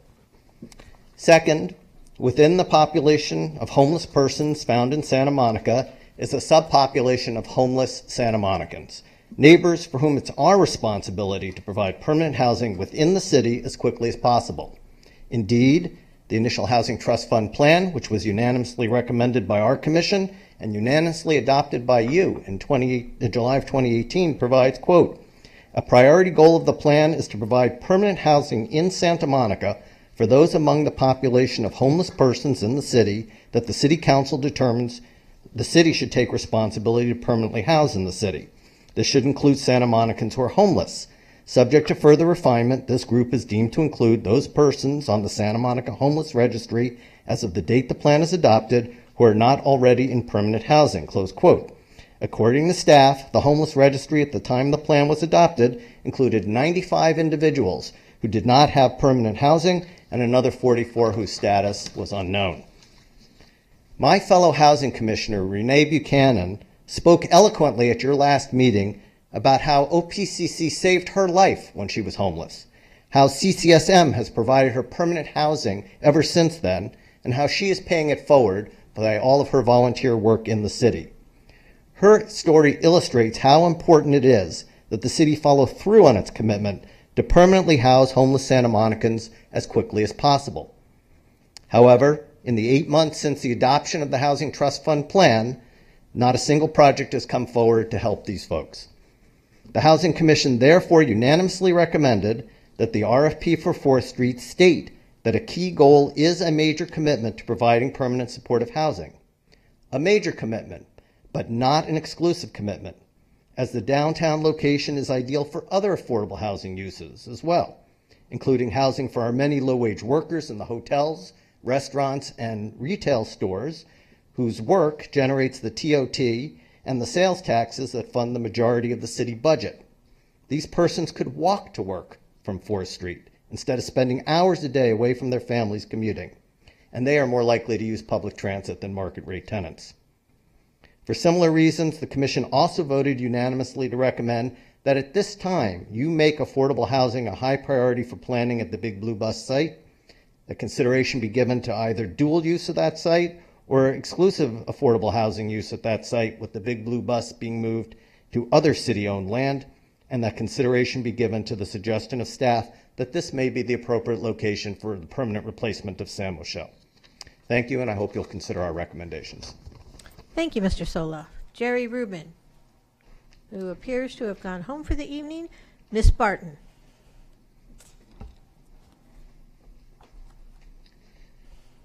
Good evening. Let me begin by saying on the side of your actions are slimy. I'm sure you remember at the last City Council meeting, March 26, 2019, you eliminated production of extremely low-income affordable housing. So none of this affordable housing will be for extremely low-income tenants. Unless, of course, you're homeless and have a continuum of care voucher and Section 8, making the city's affordable housing program now based on how much more you can pay. And in your and staff's ranting and raving how great you are due to this affordable housing item, proclaiming ADA compliance. But how can you do that without a permanent ADA person? Or one would also have to wonder how you are able to do any kind of looking into previous and current actions of OPC, the people concerned or whatever they're calling themselves today, considering how long it normally takes staff to get back to you on an issue. Which could concern those who wonder how thoroughly and completely you've looked into John Masseri and OPCC, considering you just asked for the information at the last City Council meeting, March 26, 2019. So has it been done or not even started yet? But here you still want to continue giving and promising them more city resources, which I thought you said you were going to discontinue until you were able to look into things. Or just picture this, homeless people queuing up down 4th Street, making residents and tourists want to further avoid downtown. Or are they planning on placing the lady with night terror there, so they can leave her out on the patio all night screaming? Won't that be a pleasant way to greet people coming to the Santa Monica Promenade? Although there is a saying, birds or criminals of a feather flock together. Thank you. Ms. Schnittman?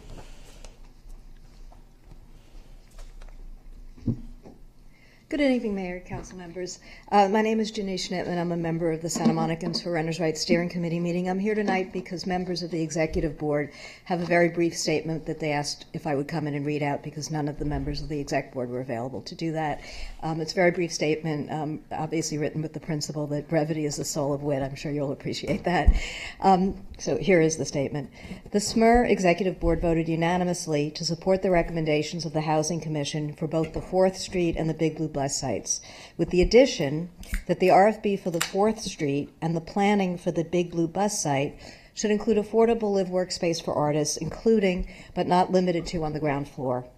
Creating affordable live workspace for artists would fulfill commitments approved in the Downtown Community Plan, help activate the streets around these sites, and support small businesses. That's it.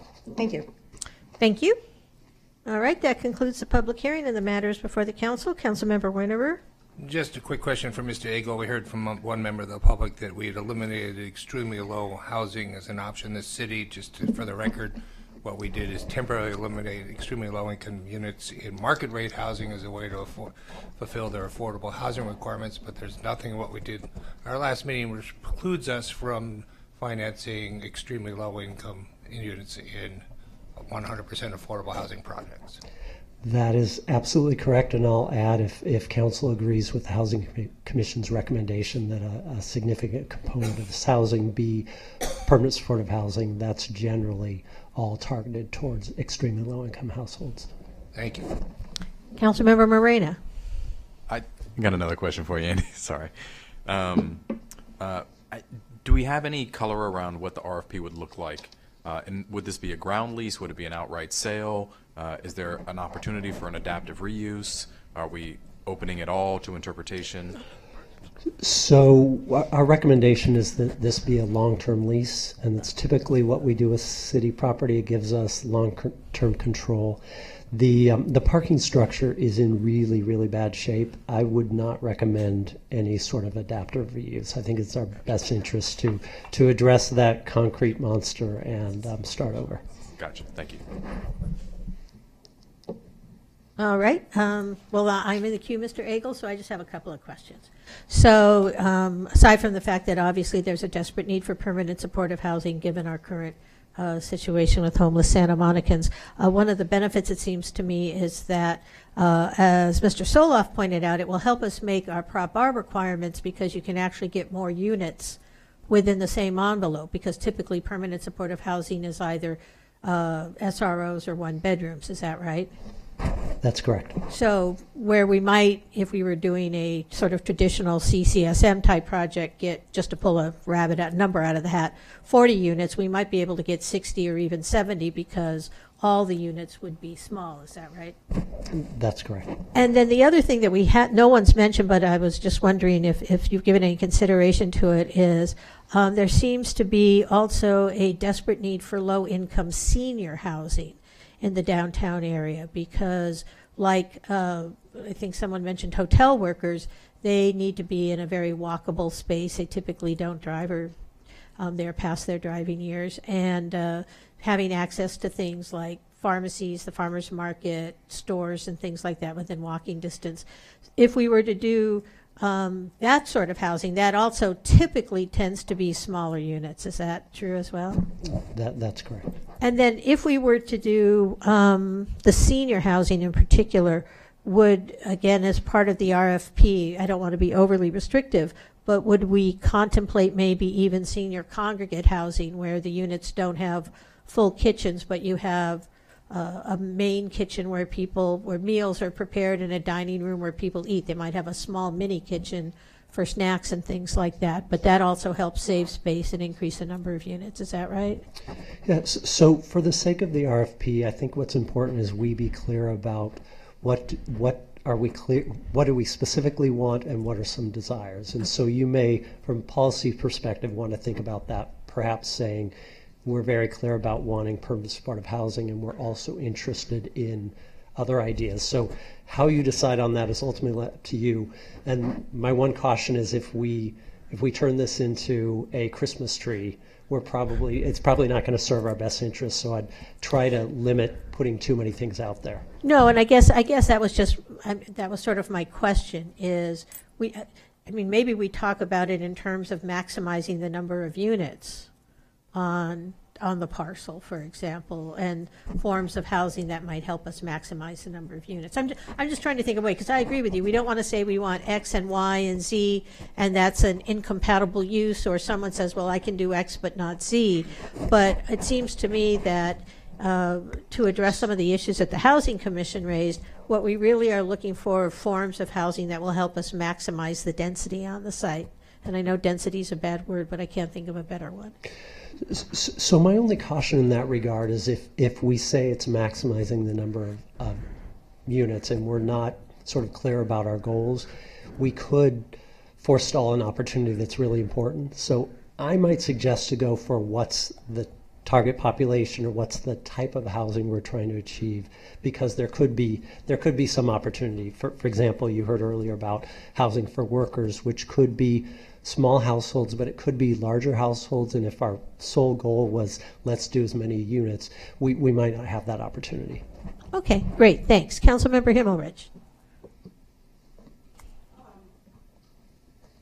Real trouble with my mic.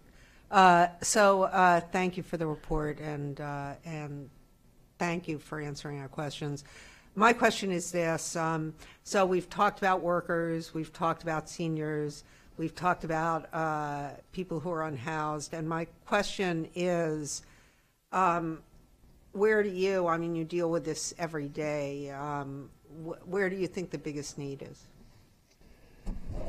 So before the Housing Commission specifically recommended permanent supportive housing, what we were talking about is providing the latest information on how we're doing with respect to our Housing Trust Fund investment plan, so that prospective proposers could see, for example, we've at this point have not funded permanent supportive housing. We've done relatively well with respect to senior housing. I think we're doing relatively well on larger family housing, but see that these are some of our gaps. And ideally, through this housing element cycle, we want to achieve those goals.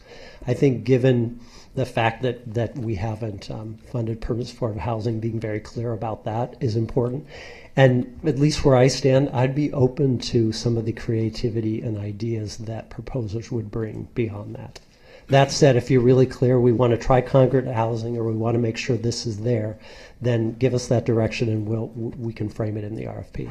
Well, so my understanding is that apart from so-called congregate housing with one dining place or whatever, that there are new forms of sort of semi-congregate housing that are being done where you have bedrooms off of a kitchen with, and that they're doing that in supportive housing in LA, and that it's been successful, or at least somewhat successful. So there's a whole range of things that we could do to enable it, and I would like to see creative proposals from people who are professional housers, and see what they think is a good way to do it. And so is there a way to design the RFP to elicit that? I think that's exactly our intent, is to not overly prescribe what we're doing, but take advantage, exactly as you say. There's a lot of creative models being used by housers who are working today, and ask them to bring that creativity forward in their proposals. Thank you. Councilmember McEwen.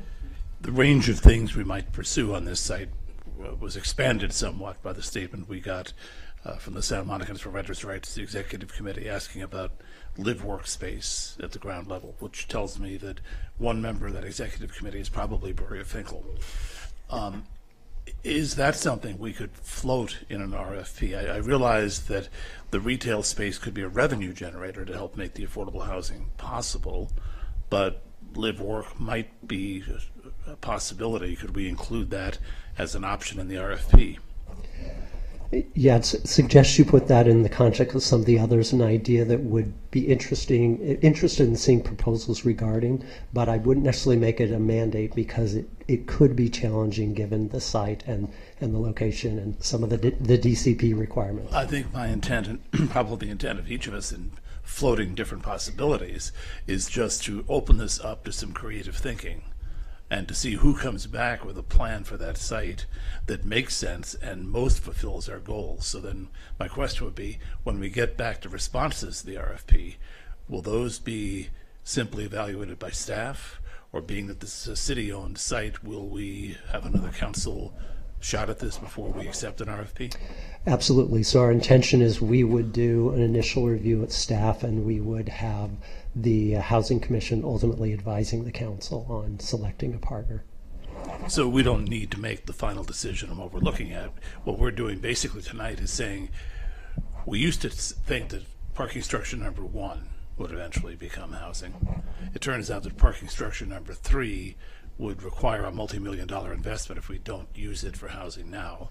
So it makes more sense to do number 3 than number 1, and we'd be giving you some direction on an RFP and the assignment to go out and find out who'd be interested in building housing instead of movie theaters on that site.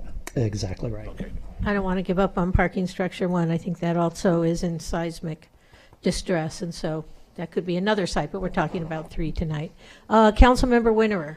So I'll move that we give staff to issue an RFP for the development of affordable housing where parking structure 3 is, with a primary emphasis being on permanent supportive housing for those who are unhoused, and the other direction being that the applicant should look at the other unmet housing needs that we have in our citywide portfolio of affordable housing, and that they should be encouraged to look at the potential for live workspace on the ground floor, as well as retail that is affordable to small locally owned businesses as an option, and that all other creative housing solutions that are out there in the marketplace these days be encouraged. I can second that if the live workspace is specified as artists live workspace. Yes, artists live workspace. Second. No, not council member live workspace. So can I ask a clarifying question? Because I don't want to overly think this, but when you said ground floor, locally owned small spaces, there is a potential, maybe, for example, for a full-service bookstore, and being on city property, there might be an opportunity there. So I'm just wondering, and the way you worded it might exclude that. So I'm just curious, is there a way? Well, how do you feel it excluded it? Well, because a full-service bookstore may not be locally owned. I just want a little bit more flexibility in the retail. I'm not suggesting that any particular business be accommodated, but I'm just asking for a little more flexibility on the retail. Well, yeah, that's a valid concern. I mean, what I was trying to address is the fact that we're hearing so many stories about people being forced out of the downtown area by the rising rents, and we have an opportunity to do that on city-owned land. But I agree with you. I mean, So I mean, I guess I'm just saying, can we modify it to say, with the potential to include or something, just that it's not an exclusive? well, maybe we suggest that the ground floor retail be structured in such a way as that it, just as the upper story housing would fill the gap in our housing portfolio, that we might endeavor to fill the gaps in our downtown retail portfolio. Does that make sense to you? That makes sense to me. Is that something we could do, Mr. Agel? I just want to make sure we haven't given you. We don't want to be. I'm trying not to be too specific. Right, unwieldy advice. Yes, in fact, I think that's generally the way we approach our city-owned spaces, is we're trying to fill gaps that the market won't fill. Yeah. And so I think that notion, and just to make sure that we're talking retail broadly, so it could be an entertainment use, for example, Yeah. could that the downtown residents in particular are saying would really like. So we're thinking of that in a broad way. I think that's exactly how we'd approach it. So, for example, just so I'm clear, it could be maybe a basement music venue or something like that, even though it doesn't have to be the sale of goods when we talk about retail. Okay, great, thank you. Councilmember Winter, are you finished? Yeah, I am. Councilmember Morena. I do like the idea of the local preference. I know we talked about it a fair amount at Virginia Avenue Park when CCSM was building something, and we talked a lot about locals getting left out of the retail opportunity. So although maybe it's not exclusive, it's preferred, and there's some sort of bonus or local calculation, back to Kevin's point earlier, about how we consider local preference. Yeah, I mean, I think a preference is fine. I just didn't want it to be so specific that if there was a potential out there for something that the community really desires that might not be owned by someone locally, that they weren't excluded from that. That's all. That's fair. I'd love a preference.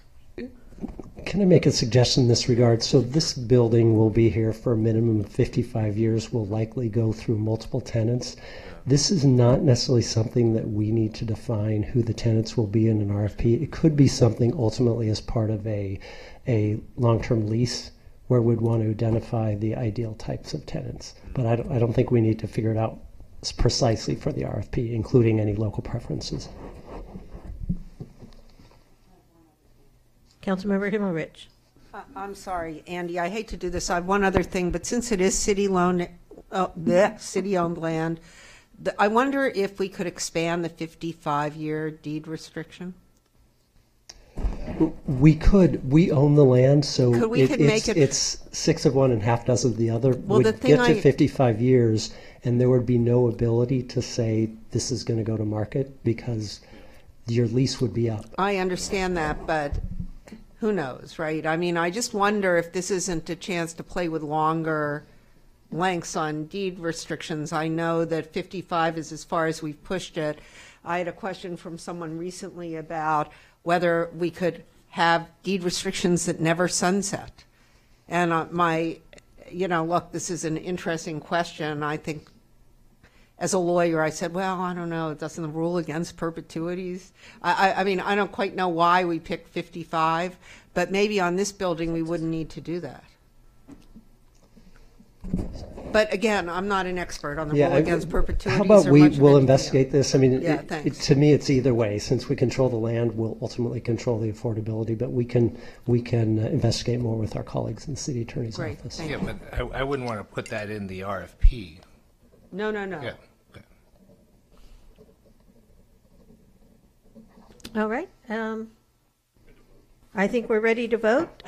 Just to restate it, so the motion is to direct staff to put out an RFP pursuant to their proposal with an expressed preference for permanent supportive housing, but asking all respondents to the RFP to propose creative solutions to gaps within our housing system. And that would include, for example, the potential for live workspace for artists and also ground floor pedestrian activating retail. Motion was made by Winterer, seconded by McEwen. If I stated just to clarify, the retail ideally would fill the gaps in our retail portfolio. Yes. Downtown. Yes. All right. So with that clarification, may we have a vote, Ms. Anderson-Warren? Councilmember Moreno? Yes. Councilmember Hilmerich? Yes. Councilmember McCune? Yes. Councilmember Winter? Yes. Councilmember Hara? Yes. Mayor Pro Tem O'Day? Yes. And Mayor Davis? Yes, that passes unanimously, 7-0. Next, we have our 14 item. Public comment is permitted only on items not on the agenda that are within the subject matter jurisdiction of the city. State law prohibits the city council from taking any action on items not listed on the agenda, including issues raised under this agenda item. And you have 4 requests to speak. All right. I'm going to call out all 4 names. Michael Chernis, Stephen Barden, Denise Barton, and Dunn May. And looks like Mr. Chernis is not here, and Mr. Barton. All right, Miss Barton. Good evening. Here, let's look back at some of your recent questionable actions. Starting with one of the judges for the appeal in the district voting case, Elizabeth A. Grimes. Of course, you all know that she used to work at and was a partner at your lawyer's firm, Gibson, Dunn & Crutcher. And if you look up Elizabeth A. Grimes at underdog.com, you will find out the kind of judge she is, such as she will support any governmental agency over you. She really doesn't care about the parties or attorneys appearing before her. She comments and acts as if reading a motion is a chore. It is her I don't care attitude which just screams lack of judicial temperament. In addition, she favors government and big business. Here one would have to wonder if there's been any additional communication about the case between your lawyers and the judge. I mean, we're watching a similar situation play out in Chicago with Kim Foxx and the Jussie Smollett case.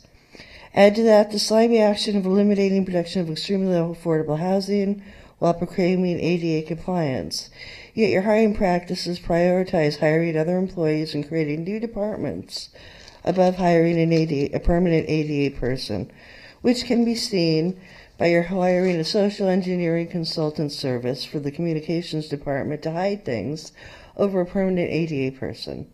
Now let's go back to the district voting case. Does anyone else think over $30 million is an excessive cost to the city, or that these funds could be put to better use? Then what we, the residents, have to do is recall this entire city council. After we do that, if they want to use their own money to fight the case, let them.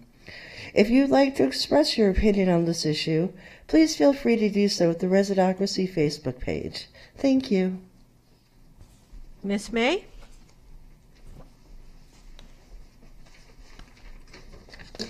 Good evening, council members and other officials. Please know that some Santa Monica residents are very concerned about the city's plan to use taxpayer dollars for rainbow lighting during the month of June to celebrate what some people used to call sodomy. One concern is that this plan appears to go against the spirit of the First Amendment because it shows favor to the practice of religions which approve of the practice of homosexuality.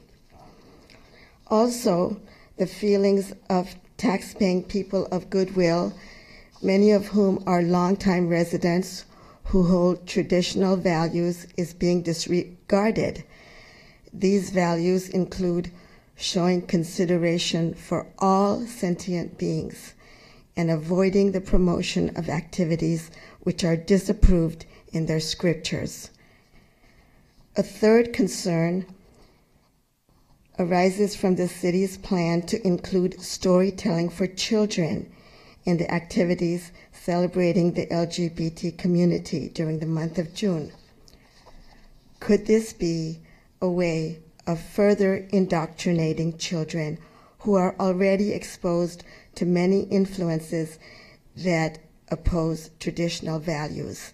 And incidentally, children's behavior in classrooms seems to be going downhill in general these days. And in another vein, finally, I just want to say that in celebration of Earth Day on the 22nd, let's consider encouraging veganism, to promote our health and health of our planet. Thank you.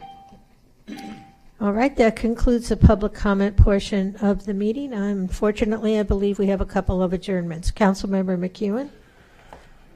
Team, I have a couple of tough ones tonight. It's with great sadness that we adjourn this council meeting in memory of longtime Santa Monica community leader, resident, and employee Beth Lederpack. Beth worked as an information analyst for the city of Santa Monica for 25 years, right down the hall in the Rent Control Board. Born in Stamford, Connecticut, Beth earned her bachelor's from Cornell and her master's from UPenn. Here in Santa Monica, she was a dynamic force in social justice, political and community organizations, including Santa Monicans for Renters' Rights, the Women's International League for Peace and Freedom, the Santa Monica Democratic Club, and Beth was a founding member of Santa Monicans Allied for Responsible Tourism, at the forefront of the local living wage movement, fighting for the rights of low-wage workers. Beth was also a longtime affordable housing activist, having served as vice chair on the board of directors of Community Corporation of Santa Monica for over 10 years, as vice chair of the Ocean Park Community Organization, and as a member of the City of Santa Monica Housing Commission. Beth also advocated for the welfare of her co-workers as a union leader for the Santa Monica Rent Control Board and the National Organization of Local Service Workers, Local 2320. For her record of civic leadership, Beth received the Communitas Award from the church in Ocean Park in 2001. Beth was a dedicated member of the church in Ocean Park, where she served on the board of directors. Beth also loved the performing arts, especially music and theater. She was an avid supporter of the Santa Monica Public Schools choir and theater programs, having served on the theater steering committee at Samohi. Beth is survived by her daughter, Anna. We're so sorry, Anna. As well as her brother, Michael J. Leader, father, Bob Leader, stepmother, Rowena Harker Leader, and cousins, Deborah and John Kalish. Speaking on behalf of the entire community, we convey to Beth Lederpack's family our deepest condolences. And I wish that were it, but it's not. Because tonight we also adjourn in memory of Blaise Ponpain. Blaise was a former Maryknoll priest assigned to work in Latin America. He embraced the theology of liberation, an activist creed that called for a stance of radical solidarity with the poor and support for political and social struggle against the structural violence of extreme economic inequality. Blaise left the priesthood, but not the vocation of accompanying the oppressed in their journey toward justice. He married Teresa Killeen, who we all know as Teresa Bonpain, obviously, a former Maryknoll nun, and embarked with her on a shared lifetime mission of service as activists for peace and justice. They worked to empower workers from peasant farms in Central America to the fields of California's Central Valley along Cesar Chavez. Locally, they, like Beth, took a leading role in the fight for a living wage for Santa Monica hotel workers. Blaise Bonpain was the founder and director of the Office of the Americas, promoting human rights in Latin America. He hosted World Focus, a weekly public affairs program on Pacifica Radio, for 50 years, and wrote many books, including Civilization is Possible, Guerrillas for Peace, and an autobiography he titled Imagine No Religion. He led many fact-finding and peacemaking delegations to numerous violence-racked Latin American countries over the years. He taught countless activists in Los Angeles and beyond how to hasten the arrival of a better, fairer, and more peaceful world. Blaise is mourned by the peace and justice community and by his wife, Teresa Bonpain, and their children, Colleen and Blaise Jr., and several grandchildren. Blaise Bonpain was a Sunset Park resident and a global citizen. He was 89. Blaise Bonpain, presente. Thank you. Any other adjournments? All right. Well, with that, we will conclude this evening's meeting, and our next regularly scheduled meeting will be April 23rd at 5:30 p.m. in these chambers. Thank you very much, everyone.